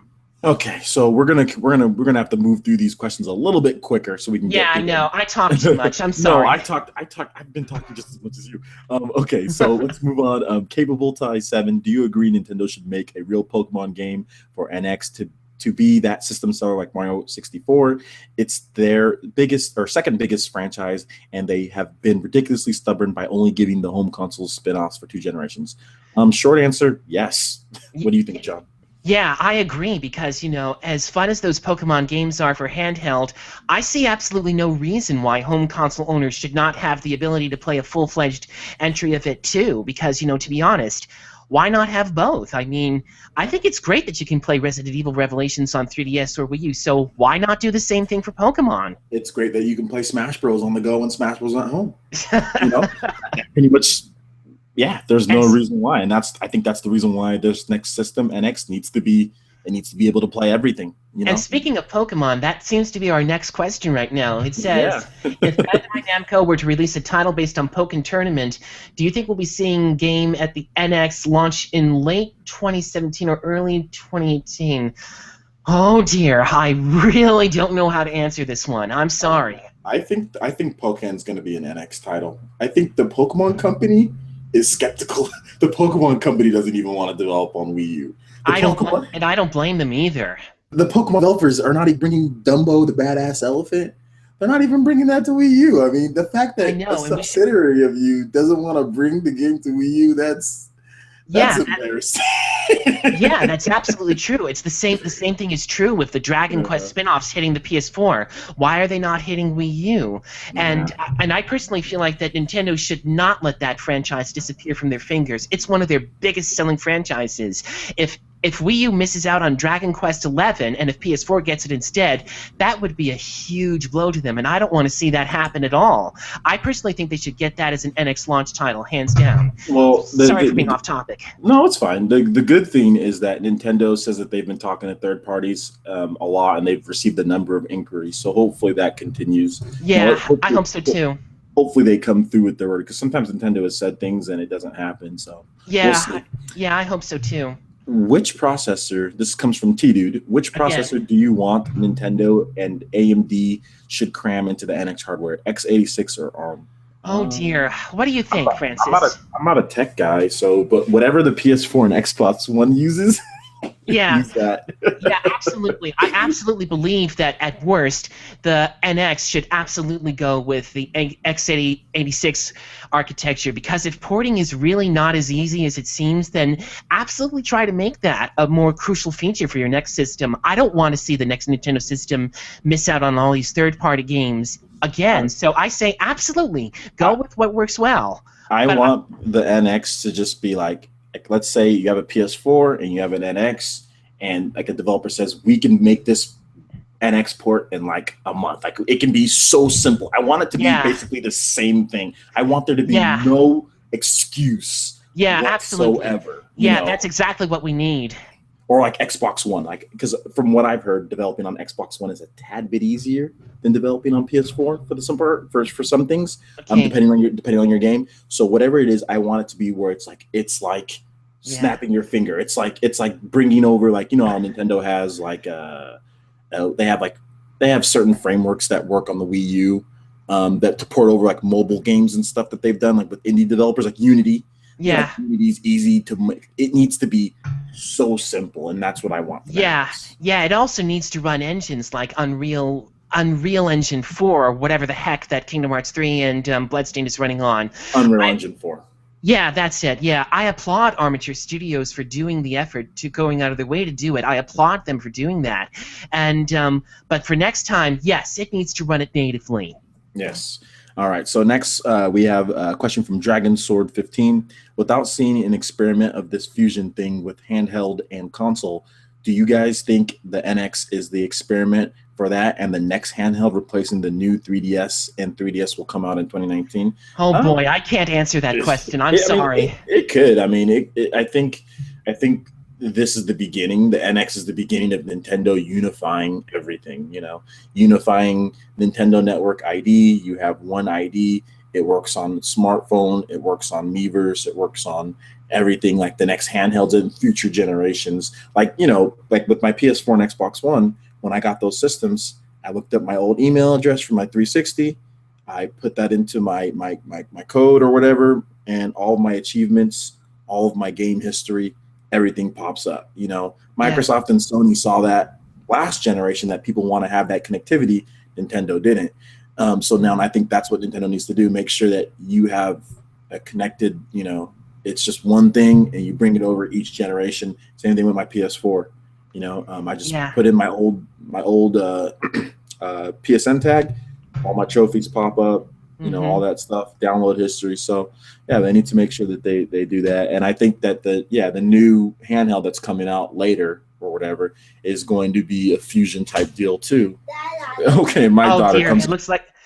Oh, sorry about that. Yeah, I think what Francis is saying is absolutely true. I don't have anything else to add to that at all, but I personally think that everything that Francis says is true. I think it's time. All right, go ahead and answer the next question, Jay Turner. Okay. Let's see. When Nintendo announces the NX system, hopefully a hybrid, do you think they'll add more ROM into the system, at least 8 gigabytes?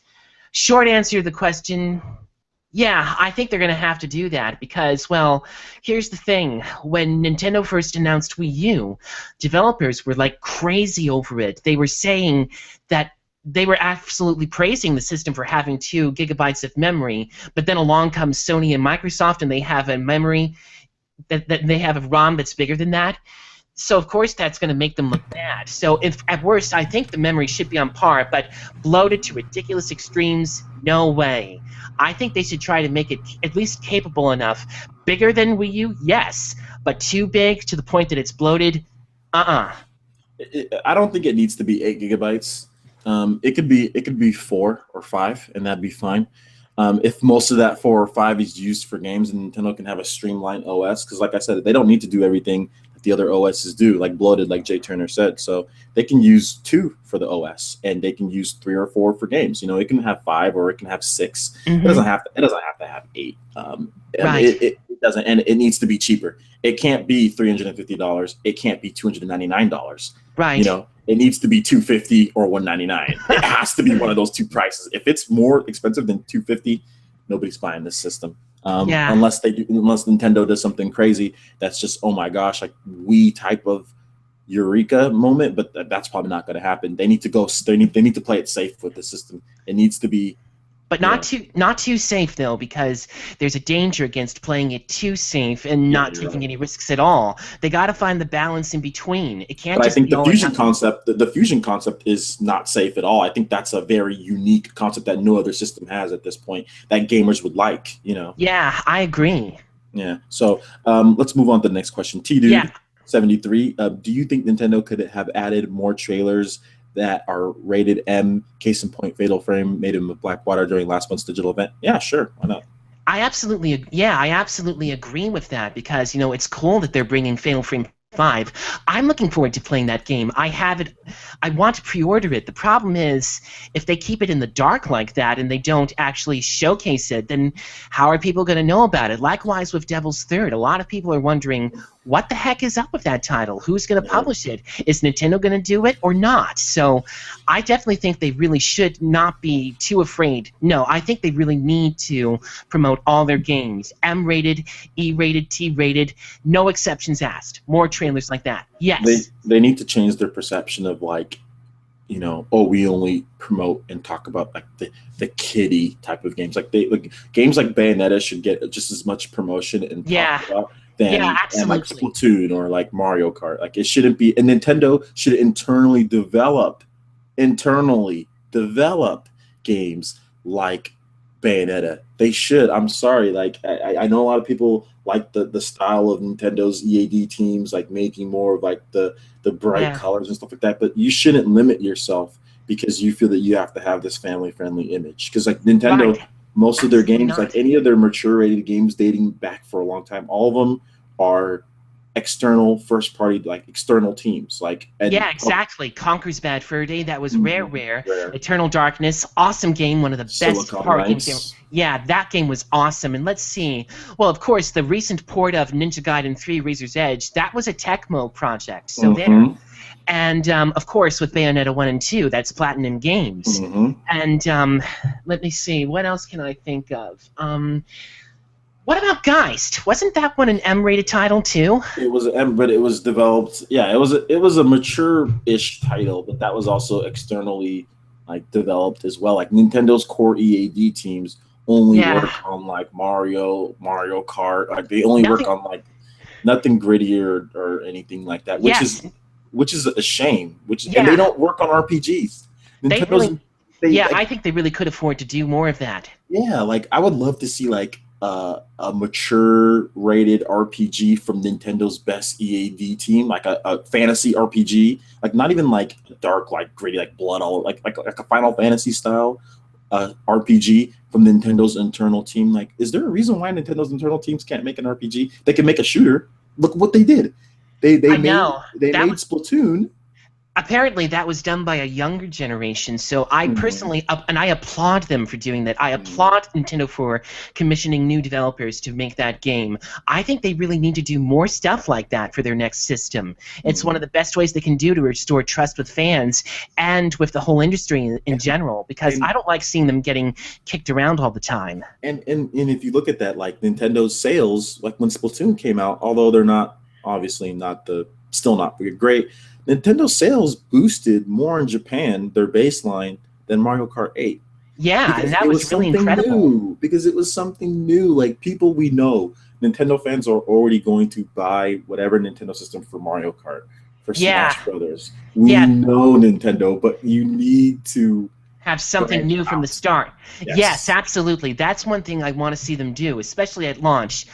Branch out. Yeah, absolutely, definitely. Okay, let's see. Oh, Dragon Swords 15 has another question here. Let's see.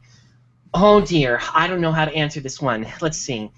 If you heard about the prediction from Sean Long in the Crass versus Class episode 17 and the Nintendo Enthusiast about the NX, which is supposed to work with the Wii U and 3DS apparently, do you agree with that? Okay, first of all, I have not seen this episode in question. Sorry, I just haven't had time. But, you know, I really don't know how to answer that question very well. Why don't you give it a go, Francis? I mean, it could. I mean, I think.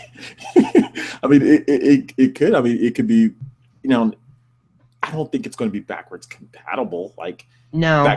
And are they going to have a 3DS card loader? I don't think they're going to have a 3DS slot loader either. That'd be a Frankenstein console. But it's alive. But I think then possibly like digital download software emulation, kind of like what Xbox is doing with the Xbox 360 games. Mm-hmm. Maybe software emulation, maybe digital download games for 3DS. That can be a possibility. I don't want the price of the system going up because they want to include backwards compatibility with Wii U. You know. Yeah. So yeah. Yeah, I agree. I think I don't have any more to say about that issue. Okay. So, but yeah, shout out to Sean Long in Crash versus Class. That's a pretty good podcast. Both Sean and Jason Lapine. Both Sean and Jason Lapine are really good, and one of our own PE network guys, Zero XZ2. He also helps out with Nintendo enthusiasts and does YYY for them, which I also post on Player Essence. So shouts out to all. Shouts out to all those guys, man. They're great. I also love the name of fancast. That's a really cool idea. I really think this should be something that is a new feature. I personally love it. Definitely. On my 5,000 subscriber special, which is coming up pretty soon here, there's definitely going to be a set schedule because I know some people have been complaining about how random my videos are. It's like all of a sudden PE rant, and all of a sudden no PE news, and all of a sudden players is cross Nintendo's back. It really gives me a headache to think about all that. Yeah, like sometimes because this is not like my full-time job. I have a job that I go to. Sometimes I get headaches. I have a job too. I get headaches when I go to work and I see all these different comments and I'm like,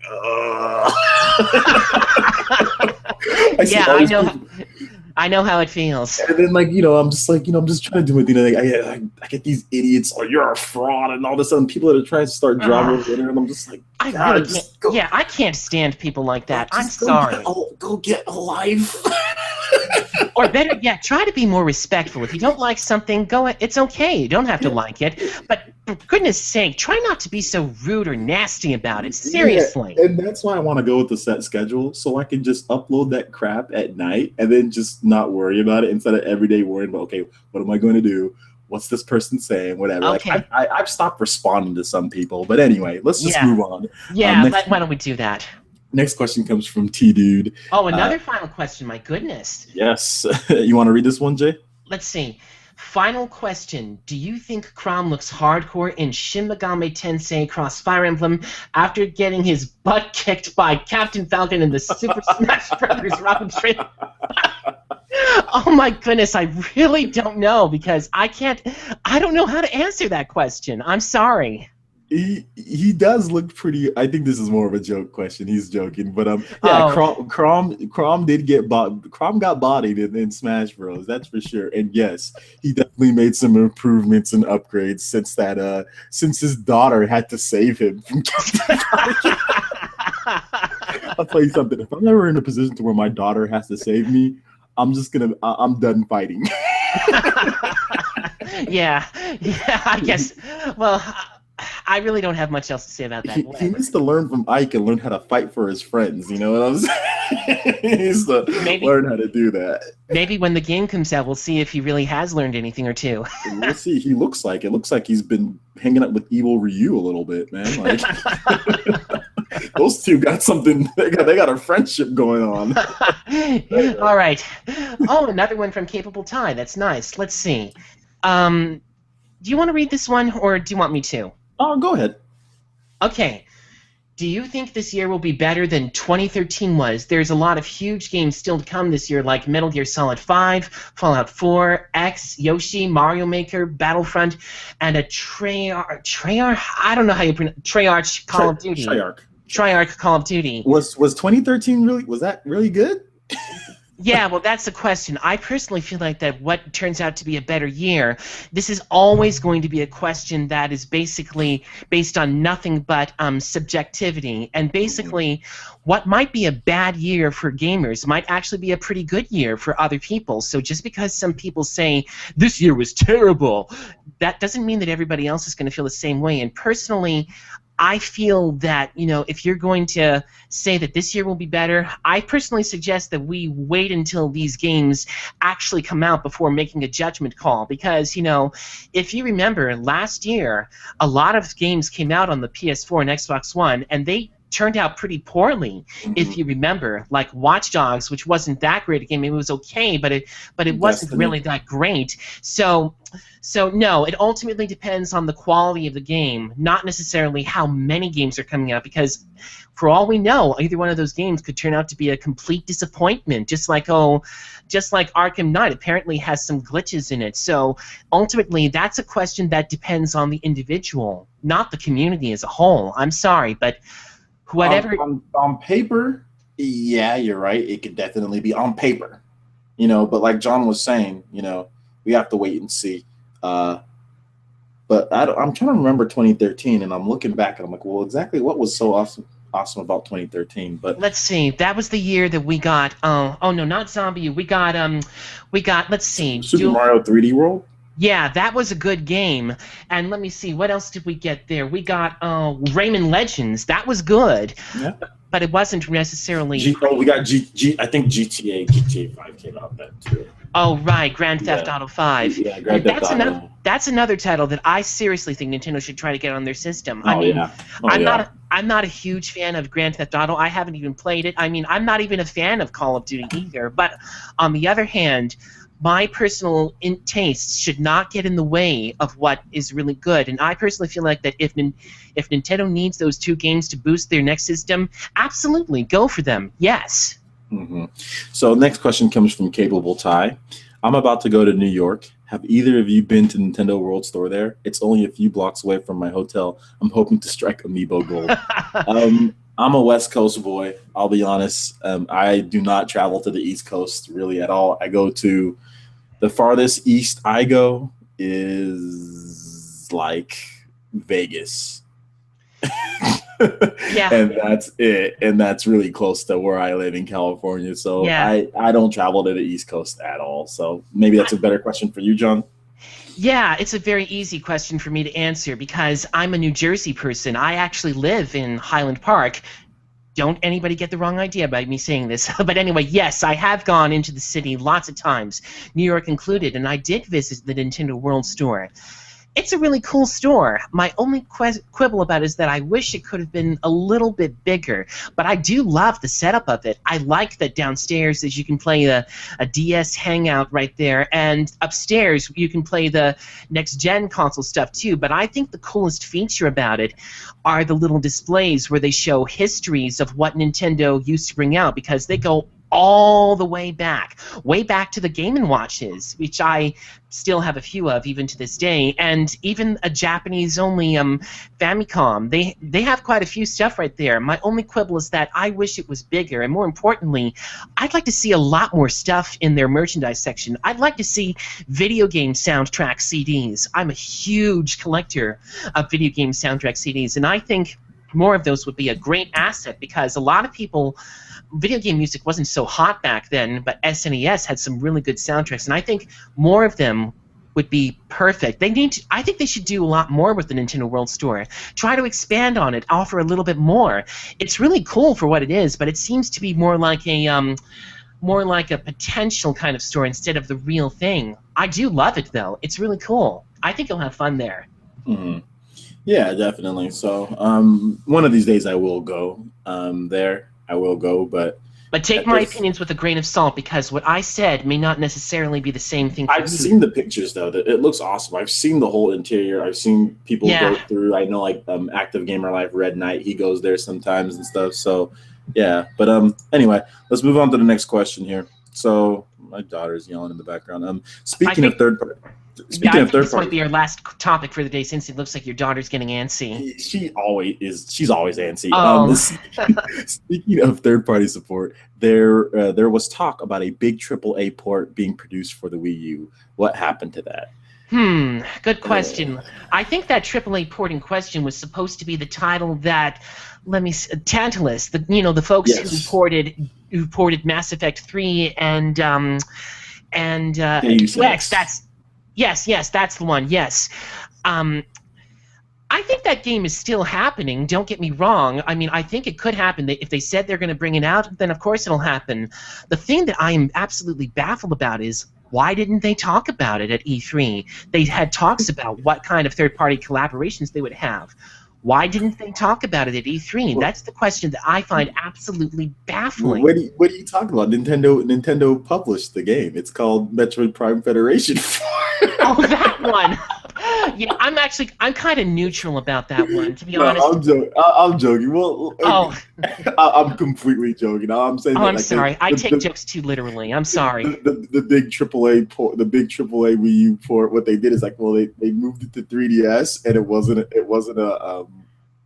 a Metroid game. And then Nintendo said, well, let's make it into a Metroid game. So Well, I really don't know what happened to that any more than you do. I guess we'll just have to wait and see. I mean, I hope it still comes. Wii U could sure use a lot more games than it does now, but and yeah, I hope it comes too. But yeah, it at this point it just looks like yeah, I know. Who knows what's up with that?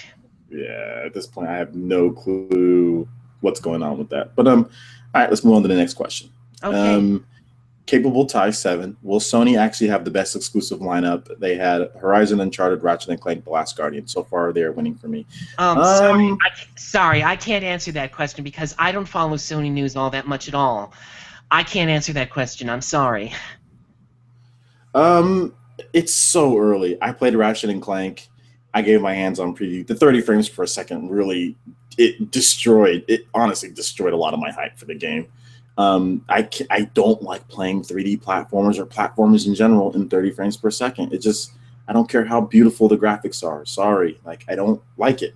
I don't like it. And maybe if that game was 60, they should do 900p 60 frames per second, please. 1080p is not needed for Ratchet and Clank. It's not needed for Ratchet and Clank. So I will say that for me, 2016, they do have Uncharted, but I'm not the biggest Uncharted fan. Last Guardian, we have no clue if this game is even going to be good. Like it's been in development hell. We have no clue if it's going to be good or not. We haven't had any real gameplay demos or anything like that. I don't even know what type of game it is. Even Yeah, after seeing that trailer, like the same trailer that they've had and a little bit of extended gameplay, I don't even know what type of game is this. It's like a boy make like what do you do? So for me, there's too many question marks like Ratchet and Clank 30 frames per second. Last Guardian, I have no clue what that is. Uncharted, it's going to be great. We already know, but Uncharted, it's not my favorite. And Horizon, that's my most anticipated for PS4 and one of my most anticipated games, but we still have to wait and see. So hmm the uncertainty of those titles, for me, I don't think 2016 is going to be Sony will have the best exclusive lineup considering we don't know what else is out there. So maybe that's something that we wait till we see all the other games. Like yeah. There's a saying personally, that I think Zelda on Wii U is better than from what we've even seen on Zelda on Wii U. I think it beats all these games. So yeah, that's my opinion. yeah. I personally feel like that anybody who says, "Oh, this is going to be the best year for this," I mean, a lot of people thought that 2015 was going to be Wii U's best year ever, and in some ways it might still be. But, and this is a big but, at E3, they didn't really do a very good job of emphasizing that. So, in other words, don't fall for the hype. Don't fall for Yeah, whatever hype it is. Make your decision. Don't get carried up in this ballyhoo of, oh, Nintendo's going to be bombed at this year's E3. Nintendo's going to kick butt. Sony's going to bury Nintendo. They're going to do horribly. Nintendo is done for. No, I do not believe in doing any of those things at all. I suggest making up your own opinion. Use your head. Decide for yourself. Don't follow sheep. Yeah, I agree. Definitely. The media is obviously portraying these to be the greatest things ever. Yeah. You know, and they're out there saying, "Oh my God, Last Guardian! Oh my God, Horizon! Oh my Yeah. God, Uncharted!" And let's just, I mean, and which is fine. It's not. There's nothing wrong with being hyped for being hyped. I mean, I'm hyped to play games too. I'm hyped for Horizon. I'm hyped beyond hell for Horizon. Yeah, there's absolutely nothing wrong with looking forward to a game, but come on now, there's no need to be all over the top about it. Yeah, we need to wait and see. But definitely a very good question, and definitely there's a lot of discussion point. I mean, yeah, that's a good on paper. That's a fantastic lineup on paper. You know, so. Yeah, that's definitely a good question. So that's not a question. This one is the last one that we're going to answer on this one. Here's my final question. This comes from Tidu. Which Tantalus/Straight Right makes the best Wii U port? Mass Effect 3 or Deus Ex Human Revolution Director's Cut? I've played both. Mass Effect 3 is a better port. Deus Ex runs worse than the Xbox 360 version. Oh, it does. I actually no longer own Mass Effect 3 because I just could never really get into that game. I'm sorry, because, well, with it being the third game in the trilogy that I haven't even played, it's a little difficult for me to evaluate it as a whole, but I didn't have any particular problems with how Mass Effect 3 ran. So I think that as far as Wii U developers go, they know what they're doing. I mean, I was a little disappointed that Deus Ex didn't seem to run any smoother than what it was hyped out to be, but I loved... Oh, yeah, but what I really liked about that port was the bonus content that they put into it, the gamepad usage. It was really, really creative. I loved having the player's guide in it. I loved the ability to use it as maps. It was really, really cool. It was good. The problem is, I think if you're going to do a port, do it properly, because nobody's going to want to buy a port that costs so much money, but then doesn't even have the whole package in it. It's ridiculous. Not only that, but both of these ports, when you talk about price, Deus Ex Human Revolution Director's Cut was sent to die on Wii U. Yeah. First of all, it was a 2-year-old game at the time that it came out. Yeah. And then, or was it 2 or 3 years old? And then the Xbox 360 and PS3 versions were cheaper. Well, EA did the same thing with Mass Effect 3. Yep. I think part of that might have been because, they were disappointed that they couldn't offer Origin on it. But I do not want to turn this into an EA bash fest. I really don't. I do. No, I'm joking. But yeah, seriously, I do. Yeah. Controversy about both companies aside, I do think it is absolutely unfortunate that neither one of those two ports got the proper attention that they deserve, because I mean, I don't particularly like EA either, but seriously, if you're going to do a port, do it right. Don't rush it. Don't make it so half-baked.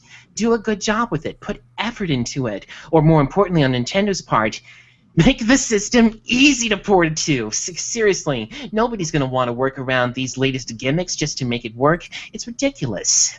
Yeah, I mean, and that's the thing. It's like, and that's the whole, like, with the gamepad. That's why I think there's nothing wrong with trying something innovative, but it needs to be optional out of the box. Like, it needs to be, you need to make everything like standard controller. Yeah. And stuff like that. Yeah. Just so third parties don't get, I mean, and yeah, that's boring. Yeah, it's not exciting, but you know what? That's fine. Like when the NES came out, it came with the standard controller, and then it had all that other stuff optional. And there wasn't anything super innovative about it either. It was just a traditional game system. That ROB system that I talked about at the beginning, that was supposed to be an accessory. Likewise with the zapper, that gun thing that you use for the duck hunt. And the gamepad, I actually think the gamepad is a pretty cool device. I love play games off the TV, especially virtual console titles. The same feature that they have with that, it's perfect for those kind of games. Now, why exactly haven't we seen Final Fantasy VI or Chrono Trigger or Secret of Mana on the VC console? It needs those games very, very badly. You know why? Because those games are already, I think most of them are on the Wii Virtual Console, right? Yeah, but here's the thing. Some of the games that were already on the Wii Virtual Console, they ended up coming to Wii U Virtual Console as well. And I find it baffling that they did that, especially since, in Japan, of all places, you can play Secret of Mana on the Japanese Wii U. You can play the Final Fantasy series 1 through 6 on a Japanese Wii U. But you can't do that right here in America. And so I find it absolutely baffling that they're not doing that. Yeah, that's it's just one of the many things wrong with Nintendo at this point. But that's basically it. We have went through all the questions. I want to thank everybody for coming out to the first ever episode of the PE Fancast. And like I said, look forward to my 5,000 subscriber special. I will have a set schedule of shows, probably 4 to 5 videos a week, like Monday, Wednesday, Friday, Sunday, like live stream. So look forward to that soon. I'm probably going to have Jay Turner back again for the next Fancast, probably next week if we can get something. Oh, I'd absolutely love to, although it might depend on my schedule, because even though I'm basically free for the summer, we may need to keep in touch with email about that, because, that's one of the things that I really like about email, because, I don't always know if I'm on the right page or not about something. I didn't even know if this was going to work out. I didn't even know if my equipment was going to work. It worked out fine. So, well, I'm very happy it did. If you want to be on the next PE Fancast, please send me an email at francis@playeressence.com and just say I want to be on the next PE Fancast. And this is for everybody out there too. Absolutely, yes. I approve of this wholeheartedly. I'm only hoping that whoever watches this found this Fancast very interesting and very informative, and that we tried to be as respectful but also very, very informational. We had a good base of users. We had well over 30 people at times watching it, so that's pretty good for my channel. Yeah, wow, that's cool. Yeah, and then when it gets uploaded to YouTube, usually a lot of people watch it later when they do get a chance. I'm looking forward. Yeah, I'm looking forward to that, and I know it's basically your video, but I wouldn't mind having it on my channel too, just in case. You are more than welcome to download it and upload it to your channel. Oh, that's very nice of you. Thank you. I really can't thank you enough. This feels like this whole Fancast feels like a very nice thank you after all the standing up for me that you've done. I really, really appreciate that, because I know because I know that some people have really gotten angry at me on Player Essence for some of my views. Don't worry about it, man. Don't worry about it. But I appreciate you standing up for me like that. Dude, I really do. It's whatever, man. It's no big deal at all. Yeah, just if you want to be on the next PE Fancast, just make sure you have a good mic. That's the one thing that I would say. Is like your mic has to be somewhat quality. I suggest a blue mic, Snowball or Yeti, one of those two. Yeah, I will. Yeah, I'll definitely consider it. No, not you, Jay Turner. I'm talking about other people. Your mic is fine. Oh, thank goodness. Gosh. I'm so sorry. No, it's fine. I'm talking about your mic is fine. I'm saying that if people want to be on the next PE Fancast, make sure that you have like if you email me, I'm talking to the fans. If you want to be on the next one, just make sure you have a decent mic and you have a solid internet connection, like that doesn't skip or go in and out. And you can be on the next PE Fancast, just like Jay Turner was. And obviously, we'll keep in touch to bring Jay Turner back when he can. I'd love to. Yeah, but I'll probably be having these Fancasts every week, so more details soon. But anyway, that basically wraps it up for this one. Thank you so much, Jay Turner, for joining me. My pleasure. Yeah, it was great, and we will see you guys on playeressence.com. I'll be uploading I'll be posting some articles probably tonight, and I'll be working on a 5,000 subscriber special. So thank you so much for watching, and we will see you guys for the next video. Peace. Goodbye.